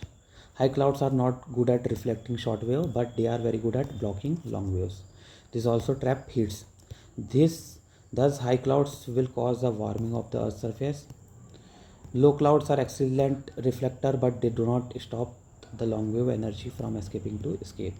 Thus low cloud help to cool the earth. ये देखिए, इस तरीके से आप यहाँ पे समझ भी सकते हैं। हाई क्लाउड की बात करें तो 6000 मीटर 20,000 फीट के आसपास मिल जाता है। सीरस क्लाउड आप कह सकते हैं, usually thin and made up of ice, fair weather के जैसा दिखता है। लो क्लाउड की बात करें तो स्टेटस क्लाउड मिल जाते हैं 6000 या फिर 2000 मीटर के आसपास आपको देखने को मिल जाते हैं। डार्क है, डेंस है, रेनी हो जाते हैं थोड़े से। नेक्स्ट देखते हैं 116 question. System of rice intensification of cultivation in which alternate wetting and drying of rice field is practiced results in reduced seed requirement, reduced methane production, reduced electricity consumption. Select the correct answer using the code given below. 1 and 2 only, 2 and 3 only, 1 3 and 3 only, 1 2 and 3। भाई reduce सी requirement इसीलिए तो rice intensification की बात हो रही है। Reduce methane production, reduce electricity consumption, मेरे हिसाब से तो ऑल 3 होना चाहिए। लेट अस सी, बिल्कुल यहाँ पे ऑल 3 आपको देखने को मिल रहा है। System of rice intensification SRI first develop in Madagascar in 1980। कहीं ना कहीं ये ग्राउंड वाटर को सेव करता है। SRI is reduce water requirement, electricity consumption for irrigation. Irrigation के लिए वाटर की रिक्वायरमेंट कम लगती है, इलेक्ट्रिसिटी भी कहीं ना कहीं कम यहाँ पे आपको देखने को मिलता है। पैडी यील्ड जो है 20 to 50% बढ़ जाता है, समटाइम 100% भी देखने को मिलती है। To reduce the seed required seed for transplanting by 60 to 80%। Okay, chemical fertiliser भी कम लगता है। Reduce irrigation water as well as cost भी रिड्यूस कर देता है 10 to 20%। ये कहीं ना कहीं यहाँ पे अल्टरनेट वेटिंग ड्राइंग के अंदर ये आपको देखने को मिलता है। Bringing about mostly aerobic soil condition that sharply reduce methane emission. Aerobic condition यहाँ पे करती है, एरोबिक मतलब in the presence of oxygen. Okay, nonetheless ये हमने अभी देख लिया 22 वाला क्वेश्चन पेपर। अब देखते हैं 2023 वाले क्वेश्चंस। देख लीजिए, अगर आपको कोई भी डाउट है 2022 तक के तो पूछ सकते हो, इजी थे। Next 2023 questions. Consider the following countries: Bulgaria, चेक Republic, Hungary, Latvia, Lithuania, Romania. How many of the above mentioned countries share a border, land border with Ukraine. Ukraine का इशू था, यूक्रेन के ऊपर क्वेश्चन पूछा गया। Bulgaria, चेक Republic, Hungary, Latvia, Lithuania, Romania. भाई Hungary तो बहुत दूर हो जाती है, मेरे हिसाब से हंगरी तो होना नहीं चाहिए, लेकिन यहाँ पे इस तरीके से क्वेश्चन नहीं पूछा है। आपको पता होना चाहिए कितने सही है कितने गलत हैं, तो एग्जैक्ट आपको पता होना चाहिए। एक एक करते जाते हैं। देखिए, अगर यूक्रेन की बॉर्डर आपको देखनी है तो यूक्रेन के ऊपर आपको पोलैंड मिल जाता है, इसके साथ में बेलारूस मिल जाता है। तो यहाँ पे ना पोलैंड है, ना बेलारूस है, ना रशिया है। हंगरी है तो बिल्कुल यहाँ पे आपको, हाँ हंगरी तो मिल ही जाता है। इसके साथ में लिथुआनिया, लातविया नहीं है यहाँ पे, तो ओनली 5 भी नहीं होगा। इसके साथ में बुल्गारिया की बात करें तो बुल्गारिया भी यहाँ पे नहीं है। इसके साथ में चेक रिपब्लिक, तो चेक रिपब्लिक भी नहीं होने चाहिए। Hungary and Romania, let us see, Hungary and Romania ही आ रहा है। ओनली 2। ये देखिए, यूक्रेन हो गया, यहाँ पे रशिया हो गया, यहाँ जॉर्जिया तो नहीं है, टर्की भी नहीं है, बुल्गारिया भी नहीं है। यहाँ पे रोमानिया आ गया, यहाँ पे माल्डोवा आ गया, यहाँ पे हंगरी आ गया, स्लोवाकिया आ गया, बेलारूस आ गया, पोलैंड आ गया। तो यहाँ पे अभी कौन सी कंट्रीज़ हमें मिल रही है? सिर्फ हमें जो मिल रही है वो है हंगरी एंड रोमानिया। तो Hungary and Romania are the only countries which are sharing border with Ukraine as given in the questions. Let us look at the next question 118. With reference to Earth atmosphere, which of the following statement is correct?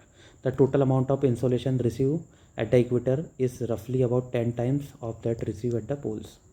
अब exact 10 time, रफली 10 time, ये थोड़ा सा exact 10 time के आसपास, या फिर 9 लिखता है, 8 लिखता है, 8.5, थोड़ा सा ये गड़बड़ हो सकता है। इंफ्रारेड रेज कंस्टिट्यूट रफली 2/3 ऑफ द इंसोलेशन। ओके, जो इंसोलेशन आ रही है उसमें से इंफ्रारेड कंस्टिट्यूट 2/3। ये भी देखो, इंफ्रारेड तो हमारे पास से जाती है, यूवी आती है हमारे पास से, और जो इंफ्रारेड एमिट होती है आ रही है यूवी। इसके बाद में infrared waves are largely absorb by water vapour that is concentrated in the lower atmosphere.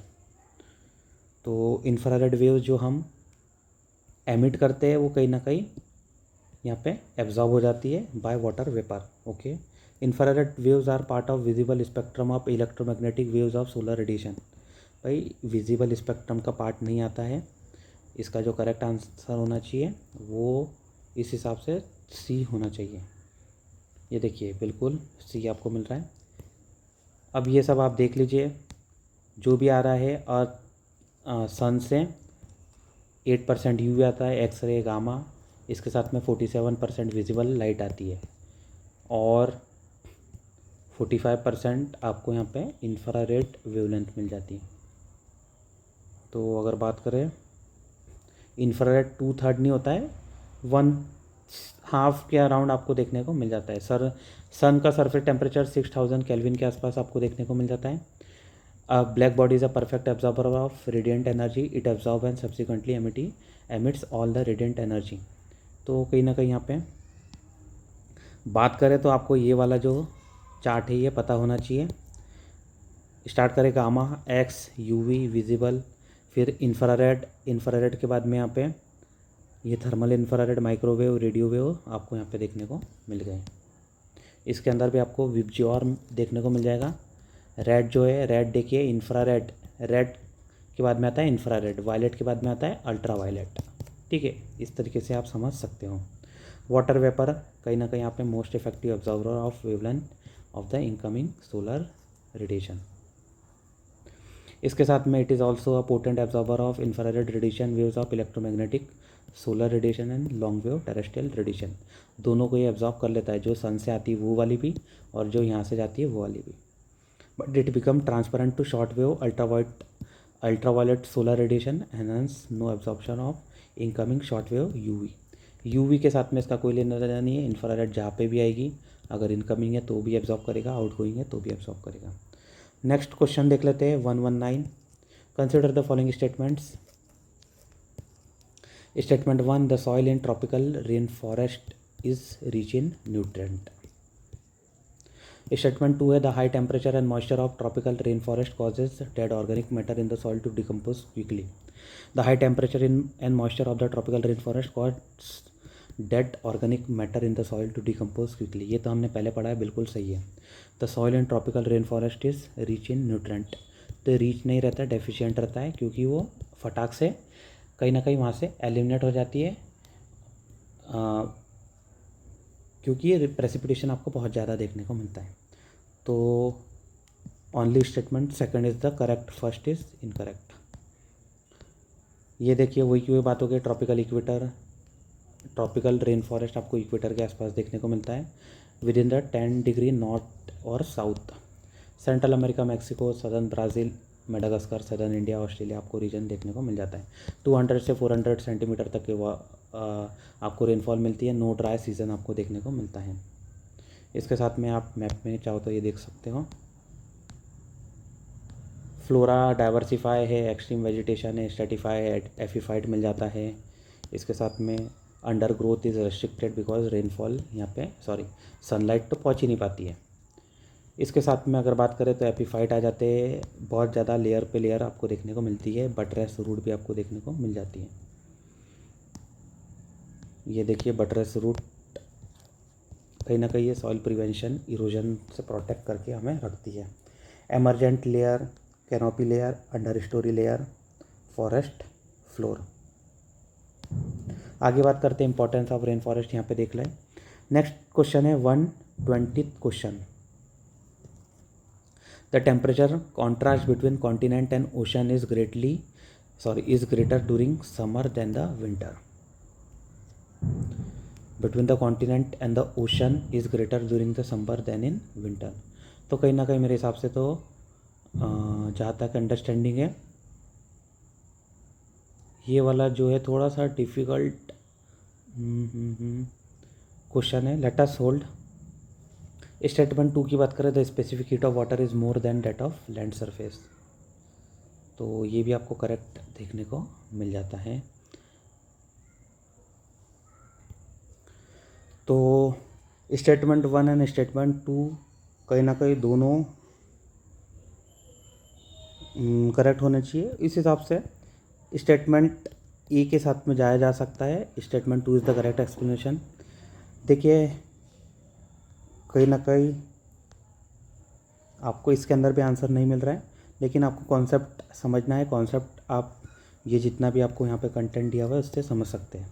ये आपको पता होना चाहिए, specific heat of water is more then that of land. इसके साथ में आप यहाँ पे रीजन देख सकते हैं किस तरीके से अलग अलग जगह पे आपको अलग अलग वेरिएशन मिल रहा है। During the summer the land heats up more quickly and to higher temperature than the water, therefore the temperature difference between them is greater. Same आप अगर बात करें during the winter the both land and water cool down but land does so more quickly and to a lower temperature. However, this does not create a big temperature difference in the summer because the cooling of water somewhat follows that of cooling of land. Nonetheless, first statement कहीं ना कहीं आपको correct देखने को मिल रहा है। Specific heat of water is more than that of land, यहाँ पे आपको देखने को मिल गया। आगे बढ़ते हैं 120 फर्स्ट क्वेश्चन देख लेते हैं। In a seismograph P waves are recorded earlier and then S waves. बिल्कुल, पी वेव का मतलब ही होता है प्राइमरी, एस का होता है secondary. In P wave the individual particle vibrate to and fro in the direction of the wave propagation, whereas in S wave the particle vibrate up and down at right angle to the direction of the wave propagation. अगर आपको थोड़ा बहुत भी इसका knowledge हो तो बिल्कुल ये दोनों करेक्ट स्टेटमेंट है, क्योंकि एस वेव के अंदर क्या होता है, टू एंड फ्रो होता है, सॉरी अप एंड डाउन होता है एट राइट एंगल। तो अगर ये डायरेक्शन है इसके अप एंड राइट एंगल पे हो रहा है, इसके कारण क्या हो रहा है, बहुत ही ज़्यादा डिस्ट्रक्शन आपको हाई देखने को मिलता है। तो सेकेंडरी वेव्स इसीलिए स्लो भी रहती है, इसीलिए बाद में भी आती है, क्योंकि इसके राइट एंगल के अंदर आपको पार्टिकल अप एंड डाउन मिल जाता है। प्राइमरी में क्या होता है, इसी तरीके से टू एंड फ्रो ही होता है, सेम डायरेक्शन में रहता है in the direction of wave propagation, therefore जल्दी पार्टिकल आगे बढ़ जाती है और प्राइमरी वेव फटाक से आके गुजर जाती है। बट सेकेंडरी थोड़ा सा डिस्ट्रक्शन करती है, थोड़ा सा नहीं मतलब एज़ कम्पेयर टू प्राइमरी ज़्यादा ही डिस्ट्रक्शन करती है। लॉन्गिट्यूडनल और कंप्रेशनल वेव्स आपको देखने को मिलती हैं। इस तरीके से याद करोगे, थोड़ा सा मैंने जिस तरीके से बताया उस तरीके से याद रखोगे तो लॉन्ग टर्म के लिए आपको याद रहेगा। इसके साथ में आपको ये पता होना चाहिए डायरेक्शन ऑफ प्रोपोगेशन के साथ में ये वाइब्रेट होती है। First to arrive at the surface, high frequency रहती है, ऑल मीडियम से फ्लो हो जाती है, solid liquid and gas. Shadow zone form करती है for P waves is an area that correspond to angle between 103 से 142। This include solid inner core. ये देख लीजिए पी वेव का शैडो जोन आपको यहाँ देखने को मिल जा रहा है। नॉनदलेस सेकेंडरी वेव्स की बात करें, ट्रांसवर्स और डिस्टॉर्शनल वेव रहते हैं perpendicular to the direction of propagation. इसके कारण यहाँ पे इस तरीके से ये पूरा जो ग्राउंड रहता है उसको डिस्टर्ब कर देता है। Can not pass through liquid और gases, arrive at the surface with some time lag आपको देखने को मिलता है। ये देख लीजिए यहाँ पे लिक्विड आउटर कोर से ये पास नहीं होता है, कहीं ना कहीं 103 के पास जाके रुक जाता है। इसके बाद में ये शैडो जोन मिल जा रहा है। वहाँ पे क्या होता है 103 से 132 तक के ही बाकी था। ये देखिए, सॉरी 103 से 142।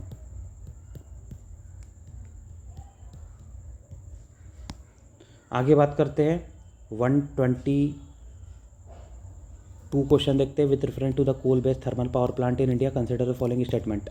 None of them use sea water, none of them is set up in water state district, none of them is privately owned, which how many of the correct statement are correct, only one, only two, all three। अब ये जो none है, none of the use बिल्कुल गलत है भाई, कोई ना कोई तो यूज़ करता होगा, कोई ना कोई वाटर स्टेज में होगा, कोई ना कोई प्राइवेटली ओन होगा। तो इसका जो आंसर होना चाहिए है 122 का मेरे हिसाब से बिल्कुल डी आंसर होना चाहिए। ये देखिए मुंद्रा जो है कहीं ना कहीं सी वाटर को यूटिलाइज़ करता है, प्राइवेट वाला भी है, तो कहीं ना कहीं दो ऑप्शन तो यहीं से एलिमिनेट हो गए। वाटर स्टेट डिस्ट्रिक्ट के अंदर है तो बिल्कुल वहाँ पे कच्चे वाला वाटर स्टेट डिस्ट्रिक्ट भी आपको देखने को मिल सकता है। इसके बाद है 123 question, consider the following statement, Switzerland is one of the leading exporter of gold in terms of value. बिल्कुल करेक्ट है, Switzerland has the second largest gold reserve in the world. ये गलत है, और गोल्ड रिजर्व नहीं है, ये import करता है, अपने यहाँ पे प्रोसेस करता है, फिर एक्सपोर्ट करता है। और इंडिया सबसे ज़्यादा गोल्ड स्विट्जरलैंड से ही स्विट्जरलैंड से ही इंपोर्ट कराता है। One of the top importer countries आपको देखने को मिल जाती हैं। फर्स्ट करेक्ट है, सेकंड इनकरेक्ट है, सी शुड बी द करेक्ट। बिल्कुल Switzerland is the leading exporter of gold in the world. बाकी आप सब ये पढ़ लीजिए। सबसे ज़्यादा गोल्ड रिजर्व कहाँ पर है? US, Germany, Italy, France, Russia, China, Switzerland. India के अंदर भी है ये।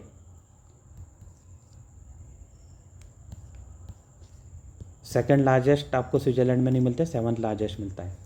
इंडिया के पास में 785 मेट्रिक टन देखने को मिलते हैं। नेचुरल रिजर्व की बात नहीं बोल रही है, ये रिजर्व की बात हो रही है, गोल्ड रिजर्व है ना। नेचुरल रिजर्व अलग है, ये जो हमने स्टोर करके रखा है उसकी बात हो रही है। 124 क्वेश्चन की बात करें, consider the following pairs, region often mention in news, region for being is news, North Kivu and Ituri, Nagorno Karabakh, Kherson and Zaporizhzhia, insurgency in Mozambique, dispute between Israel and Lebanon, war between Armenia and Azerbaijan. अगर आपको थोड़ा बहुत idea हो तो Azerbaijan और Armenia वाले जो reason था वो था नागर्नो काराबाग। तो मतलब सेकंड भी करेक्ट इनकरेक्ट है, फर्स्ट भी इनकरेक्ट है। ऑल 2 ऑल 3 ये करेक्ट तो हो ही नहीं सकते। अब बात बचा है खेरसन एंड अपोरिजिया, इजराइल और लेबनान। तो ये कहीं ना कहीं इजराइल लेबनान वाले रीजन भी नहीं है, कहीं ना कहीं आपको अगर ये रीजन देखने को मिलेंगे तो ये जो है यूक्रेन वाले रीजन मिलते हैं। तो यूक्रेन वाला रीजन है नन ऑफ द अबो। देखिए नन ऑफ द अबो यहाँ पे बहुत सारे करेक्ट हो रहे हैं। It means UPSC difficulty level बढ़ाते जा रहा है। नन ऑफ द जनरली बच्चों को लगता है कि इन 3 में से कोई ना कोई करेक्ट होना चाहिए, लेकिन नन ऑफ द अबो आ जा रहा है। It means very very difficult है। और क्वेश्चन भी फ्रेम हो रहे हैं ओनली 1, ओनली 2, ऑल 3। तो अगर आपको तीनों पता होगा तभी जाके आप एलिमिनेट कर सकते हैं। नॉर्थ किवू एंड इतूरी की बात करें, आपको डीआरसी के अंदर देखने को मिल जाता है। यहाँ पे नॉर्थ किवू एंड इतूरी, ये हो गया इतूरी, नॉर्थ किवू, साउथ किवू। इसके बाद में नागोर्नो काराबाख रीजन आपको आर्मेनिया अजरबैजान वाला रीजन देखने को मिल जाता है। अगर बात करें ये हो गया अजरबैजान, यहाँ पे इसकी कैपिटल आ जाती है बाकू। यहाँ पे COP29 हुआ था, ये आपको याद रखना है। इसके साथ में नागोर्नो काराबाख रीजन आपको देखने को मिल जाता है। ये अजरबैजान का रीजन है, ये आर्मेनिया का रीजन है। यहाँ जॉर्जिया, कॉकेसस माउंटेन मिल जाते हैं। ये हो गया रशिया, ये हो गया टर्की, यहाँ ईरान। इसके साथ में खेरसन है, जापोरेजिया के अंदर आप देखोगे कहीं ना कहीं वहाँ पर आपको एक जो है न्यूक्लियर प्लांट भी देखने को मिल जाएगा। नाइपर रिवर यहाँ से फ्लो होती है। ये हो गया यूक्रेन, ये capital Q, Zaporizhzhia, Kherson, Donetsk, Luhansk आपको ये रीजन देखने को मिल जाएंगे। सी ऑफ अज़ोव। तो कहीं ना कहीं यूक्रेन से 2 क्वेश्चन यहाँ पे बन गए थे। यूक्रेन न्यूज़ में भी था, अभी भी है। नेक्स्ट क्वेश्चन है, consider the following pairs, area of conflict mention in news, country where it is located, Syria, Donbas, Kachin, Tigray, Ethiopia, north Yemen. How many of the above pair are correctly match? Only 1, only 2, all 3, none. तो देखिए Donbas आपको Syria में देखने को मिलेगा, Kachin, Ethiopia, Tigray northern Yemen में नहीं है, मतलब ये गड़बड़ हो गई है। टिग्रे आपको जो देखने को मिलेगा, अगर बात करें टिग्रे की, तो कहीं ना कहीं आपको ये इथोपिया वाले रीजन के अंदर ही देखने को मिलता है। तो कहीं ना कहीं यहाँ पे इन्होंने काचिन जो है, काचिन अगर आप करें काचिन स्टेट म्यांमार वाले रीजन पे देखने को मिलता है।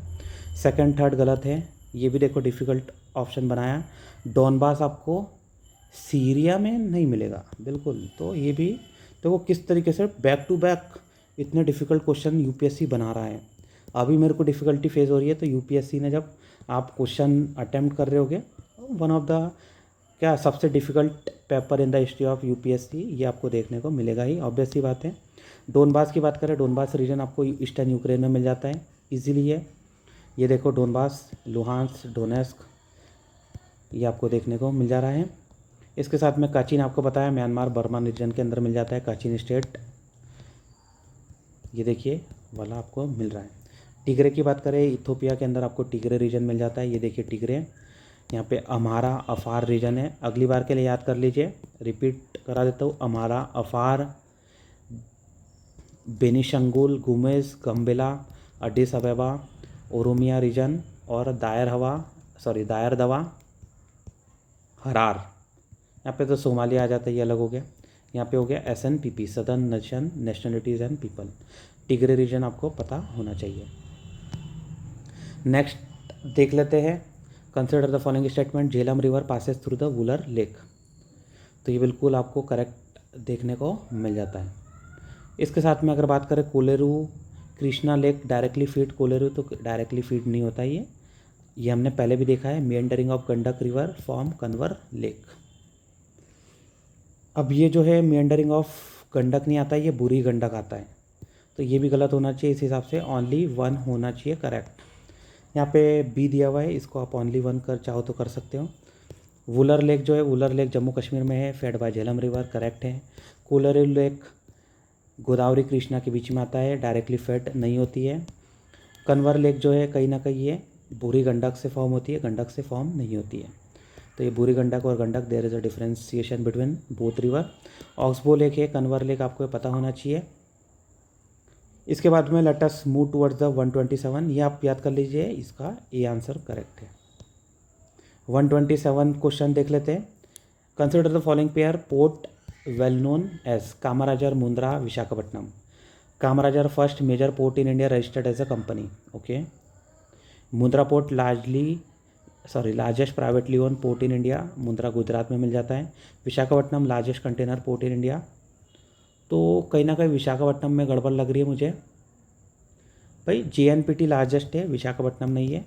मुंद्रा तो बिल्कुल करेक्ट है, कामाराजर भी बिल्कुल करेक्ट है। कामाराजर पोर्ट जो है एन्नौर के अंदर लोकेटेड है, इट मीन्स ओनली 2 पेयर। कामाराजर की बात करें, एन्नौर तमिलनाडु के अंदर है, only corporate port own by Indian government. Companies act के अंदर आ जाता है ये, कामाराजर पोर्ट लिमिटेड। कोरोमंडल कोस्ट भी आ जाता है, चेन्नई पोर्ट से 18 किलोमीटर की दूरी पर है। कॉर्पोरेटाइज हो चुका है ये।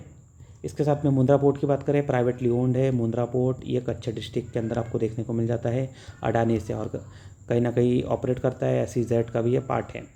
नेहरू पोर्ट JNPT आप कह सकते हैं, मुंबई के ऊपर बर्डन को कम करने के लिए ये JNPT बनाया गया था। लार्जेस्ट कंटेनर गेटवे आपको पोर्ट देखने को मिल जाता है।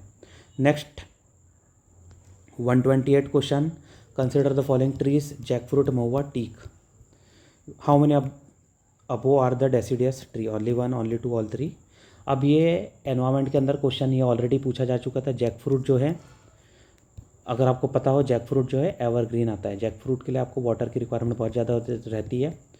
ये आपको एवरग्रीन फॉरेस्ट मिलेगा, एवरग्रीन ट्री मिलेगा, तो ऑल 3 तो हो ही नहीं सकते। महुआ बिल्कुल, टीक भी बिल्कुल सही है। टीक बोले तो सागवान, महुआ बोले तो महुआ आपने सुना ही होगा, महुए की शराब बनती है।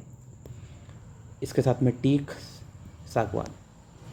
इंडिया में सबसे ज़्यादा टीक मिलता है। ये देखिए जैकफ्रूट, जैकफ्रूट क्या है, ट्रॉपिकल एवरग्रीन फॉरेस्ट आ जाता है, resource of nutrition and antioxidant. इसको आप कटहल भी कहते हैं। अगर आपने कटहल का इसका अंदर का देखा हो तो किस तरीके से डेंसली बना होता है। मधु का, महुआ ड्राई डेसिडियस का पार्ट है। टीक की बात करें तो ये भी ट्रॉपिकल डेसिडियस फॉरेस्ट के अंदर आ जाता है। ये देखिए teak. Let us move towards the next question. 129th, India is more arable land area than China, okay. The proportion of irrigated area is more in India as compared to China. The average productivity per hectare in Indian agriculture is higher than that in China. भाई third वाला तो बिल्कुल देखते से गलत हो गया। Productivity हमारे यहाँ पे हाई कैसे हो सकती है चाइना से? भाई ये चाइना की 2 से 3 गुना ज़्यादा हमारे यहाँ से प्रोडक्टिविटी है। थर्ड वाला तो इनकरेक्ट हो गया। सेकेंड वाले की बात करें तो proportion of irrigated area is more in India, बिल्कुल ये सही है। India is more arable area than China, ये भी आपको करेक्ट देखने को मिल जाता है। Only 2। India is the largest cropland of any country, ये देख लीजिए 179 या फिर 17 करोड़ हेक्टेयर है, ये देखने को मिल गया। चाइना के पास 16.5 है, US के पास में 16.7 है। In terms of crore hectare की बात कर रहा हूँ। चाइना इरिगेशन एरिया 41% है, इंडिया का 48% है। इट मीन्स दोनों जगह पे हम आगे हैं, लेकिन चाइना की प्रोडक्टिविटी हमारे से 50 to 100% हाइयर है, डबल से ट्रिपल हो गई। नेक्स्ट क्वेश्चन देख लेते हैं 130th, which one of the following is the best example of repeated falls in sea level giving rise to present day extensive marshland. Bhitarkanika, Marakkanam salt pan, Naupada, Rann of Kutch. Present day extensive marshland. अगर आप इसका हिंदी देखोगे, Hindi translation, तो इन्होंने यहाँ पे लिखा है एक्सटेंसिव कच्छ लैंड, हिंदी में कच्छ भूमि लिखा है इन्होंने। कच्छ भूमि कौन फॉर्म करता है, तो रन ऑफ कच्छ के अंदर आपको कच्छ भूमि ही देखने को मिल जाएगी। तो इस तरीके से आप अगर हिंदी ट्रांसलेशन भी देखोगे तो यहाँ पे दिया हुआ नहीं है, लेकिन हिंदी ट्रांसलेशन अगर आप देखोगे तो आपको ईजिली इसका आंसर अच्छे से डिराइव कर सकते हो। भितरकनिका तो कहीं से कहीं तक लेना देना नहीं है, उड़ीसा में आता है, ये आपको पता होना चाहिए। यहाँ पे सॉल्ट वाटर क्रोकोडाइल इंडिजिनेट मिल जाते हैं। मरक्कम सॉल्ट पेन तमिलनाडु के अंदर है। नौपदा स्वैम्प आपको आंध्र प्रदेश के अंदर मिल जाता है, नौपदा वेटलैंड। इसके साथ में रण ऑफ कच्छ गुजरात के अंदर है। रण ऑफ कच्छ वाला जो रीजन है सभी को पता है, यहाँ पे रण फेस्टिवल होता है। आगे बात करते हैं 131st ilmenite and rutile abundantly available in certain coastal tract of India are rich sources of which of the following? Aluminium, copper, iron, titanium. अब देखिए, एल्यूमिनियम आपने बहुत बार सुना है, कॉपर सुना है, आयरन सुना है। आपने कहीं भी इल्मेनाइट और यूटाइल के बारे में इनके जो है एलिमेंट्स या फिर इनके जो ओर से नहीं सुना होगा कि इनके ओर इल्मेनाइट या रूटाइल है। टाइटेनियम थोड़ा सा नया नाम है, टाइटेनियम इसका करेक्ट आंसर भी आपको देखने को मिल जाएगा। एनसीईआरटी के अंदर भी मेंशन है, इसके अंदर न्यूज़ के साथ में भी ये बार बार इसकी न्यूज़ आती रहती है। इल्मेनाइट, रूटाइल आपको टाइटेनियम के ओर्स देखने को मिल जाते हैं। सौराष्ट्र कोस्ट के अंदर आपको मिल जाता है in the west to the Digha coast, West Bengal in the east. इसके साथ में आपको ये देखिए कहाँ पे मिल जाता है, उड़ीसा के अंदर ब्रह्मगिरी, भावनपड़ू आपको आंध्र प्रदेश में मिल जाता है। तमिलनाडु के अंदर आपको रिवर वलियार, कोलाचल, मानावल, कुरुची के अंदर कन्याकुमारी वाले रीजन पे भी देखने को मिल जाता है। केरल के अंदर भी मिल जा रहा है, कोल्लम वाले डिस्ट्रिक्ट के अंदर। आगे बात करते हैं 132nd question. About 3/4 world cobalt a metal require for the manufacture of batteries for electric motor vehicle. तो ये बताना है 3/4 वर्ल्ड का कोबाल्ट कहाँ से प्रोडक्शन उसका होता है। इसका करेक्ट आंसर है DRC। कोई बड़ी बात नहीं है, आपको ये पता होना चाहिए। नहीं पता है तो आपको थोड़ा सा करंट अफेयर और स्टैटिक पढ़ने की रिक्वायरमेंट है। कोबाल्ट का atomic number 70, CO symbol, alloy बहुत थे, chemically similar to iron and nickel. DRC 75% production करता है। बैटरीज, EV के अंदर, स्मार्टफोन, लैपटॉप के अंदर इसका यूज़ आपको कोबाल्ट का यूज़ देखने को मिलता है। जैसे ब्लैक डायमंड है वैसा ब्लैक कोबाल्ट भी आपने देखा होगा। इंडस्ट्रियल माइनिंग एरिया एप्लीकेशन क्या है, लिथियम है, lithium ion battery, magnetic material, high instant alloy, ceramics, glass आपको देखने को मिल जाते हैं। नेक्स्ट क्वेश्चन देखते हैं 133rd। Which one of the following is a part of Congo basin. देखो अभी DRC पे से क्वेश्चन आया, एक और कॉन्गो बेसिन पे से क्वेश्चन आ गया। Cameroon, Nigeria, South Sudan, Uganda. South Sudan दूर हो जाता है। उगांडा की बात करें तो उगांडा थोड़ा सा राइट में है। नाइजेरिया ऊपर हो जाता है। कैमरून तो बिल्कुल कॉन्गो के अंदर ही आता है। अगर मैप देखोगे तो समझ में आ जाएगा। देखिए कॉन्गो बेसिन बोले तो कॉन्गो रिवर की बेसिन। तो यहाँ पे कैमरून आ गया, ये इक्वेटोरियल गिनी आ गया, सेंट्रल अफ्रीकन रिपब्लिक आ गया, ये DRC आ गया। यहाँ पे जो आपको दूसरी कंट्री कौन सी मिलती है, उगांडा। ये देखिए उगांडा थोड़ा सा ऊपर है, जरा सा वेरिएशन है उगांडा। अगर आपको कैमरून की पोजीशन नहीं पता होगी तो कैमरून भी आप लगा मतलब उगांडा और कैमरून के बीच में डाउट हो सकता है। नाइजेरिया तो नहीं है, नाइजेरिया कहीं से कहीं तक नहीं आ रही है। साउथ सूडान थोड़ी सी यहाँ पे ऊपर हो गई। देखिए कितना बारीक बारीक या फिर बैक टू बैक इन्होंने ऑप्शंस क्रिएट करे हैं। आगे बात करते हैं 134th। Consider the following statement. Amarkantak hills are the confluence of Vindhya and Sahyadri. भाई सह्याद्री नहीं आता है, ये सतपुड़ा आती है। सह्याद्री तो आपको नासिक वाले रीजन के अंदर देखने को मिलती है और महाराष्ट्र में। अमरकंटक नर्मदा का ओरिजिन है। Biligiri Rangan constitute the eastern most part of Satpura, ये भी गलत है, ये आपको तमिलनाडु वाले रीजन पे नीलगिरी के राइट साइड में देखने को मिल जाती है। शेषाचलम तो आपको वेस्टर्न घाट के अंदर नहीं मिलता है, ईस्टर्न घाट के अंदर देखने को मिल जाता है। How many of the correct, none is correct. देखिए बैक टू बैक 3 से 4 question none of the above के अंदर देखने को मिल गया, सिर्फ ज्योग्राफी के अंदर ही 23 के अंदर। इट मीन्स बहुत ही डिफिकल्टी आपको क्वेश्चन बने हुए मिल रहे हैं। एक लेवल यहाँ पे, सेकंड लेवल यहाँ पे, थर्ड लेवल यहाँ पे, 3 लेवल पे डिफ़िकल्टी बढ़ते जा रही है। अमरकंटक हो गया, यहाँ पे विंध्या और सतपुड़ा का पॉइंट है। बिलीगिरी रंगन आपको सतपुड़ा में नहीं मिलता है, ये तमिलनाडु वाले रीजन पे मिलता है, कर्नाटक और तमिलनाडु रंजन, तमिलनाडु के बॉर्डर पे। बिलगिरी रंगनाथ स्वामी टेम्पल आपको देखने को मिल जाता है, या फिर simply BRT wild life sanctuary. Seshachalam जो है ईस्टर्न पार्ट का पार्ट आता है, आपने तिरुमाला हिल्स भी नाम सुना होगा। इसके साथ में पुष्पा पुष्पा पुष्पा मूवी देखी होगी। आगे बात करते हैं 135th question, with reference to India's projects on connectivity consider the following statement. East west corridor under the golden quadrilateral project connect Dibrugarh and Surat. Trilateral highway connect Moreh in Manipur and Chiang Mai in Thailand via Myanmar. Bangladesh China India Myanmar economic corridor BCIM economic corridor connect Varanasi in Uttar Pradesh with Kunming in China. Okay, how many of the correct? 1 2 3 नन। बहुत ही difficult question है ये, तो इस तरीके के question सीधे drop करने वाले रहते हैं। अगर बात करें तो इसका भी आपको none of the above answer देखने को मिल रहा है। ये ईस्ट वेस्ट कॉरिडोर आपको डिब्रूगढ़ इन आसाम से सूरत, डिब्रूगढ़ इन आसाम से सूरत तक कनेक्ट नहीं मिल रहा है। ये कहीं ना कहीं पोरबंदर से स्टार्ट होता है और जाता है सिलचर तक, तो पोरबंदर से सिलचर आपको देखने को मिल रहा है। ट्राइलेटरल हाईवे की बात करें तो ये मोरे इन मणिपुर, इसके साथ में माईसॉट इन थाईलैंड को कनेक्ट करता है म्यांमार से। माईसॉट है, यहाँ पे क्या दिया हुआ है? चियांग माई दिया हुआ है।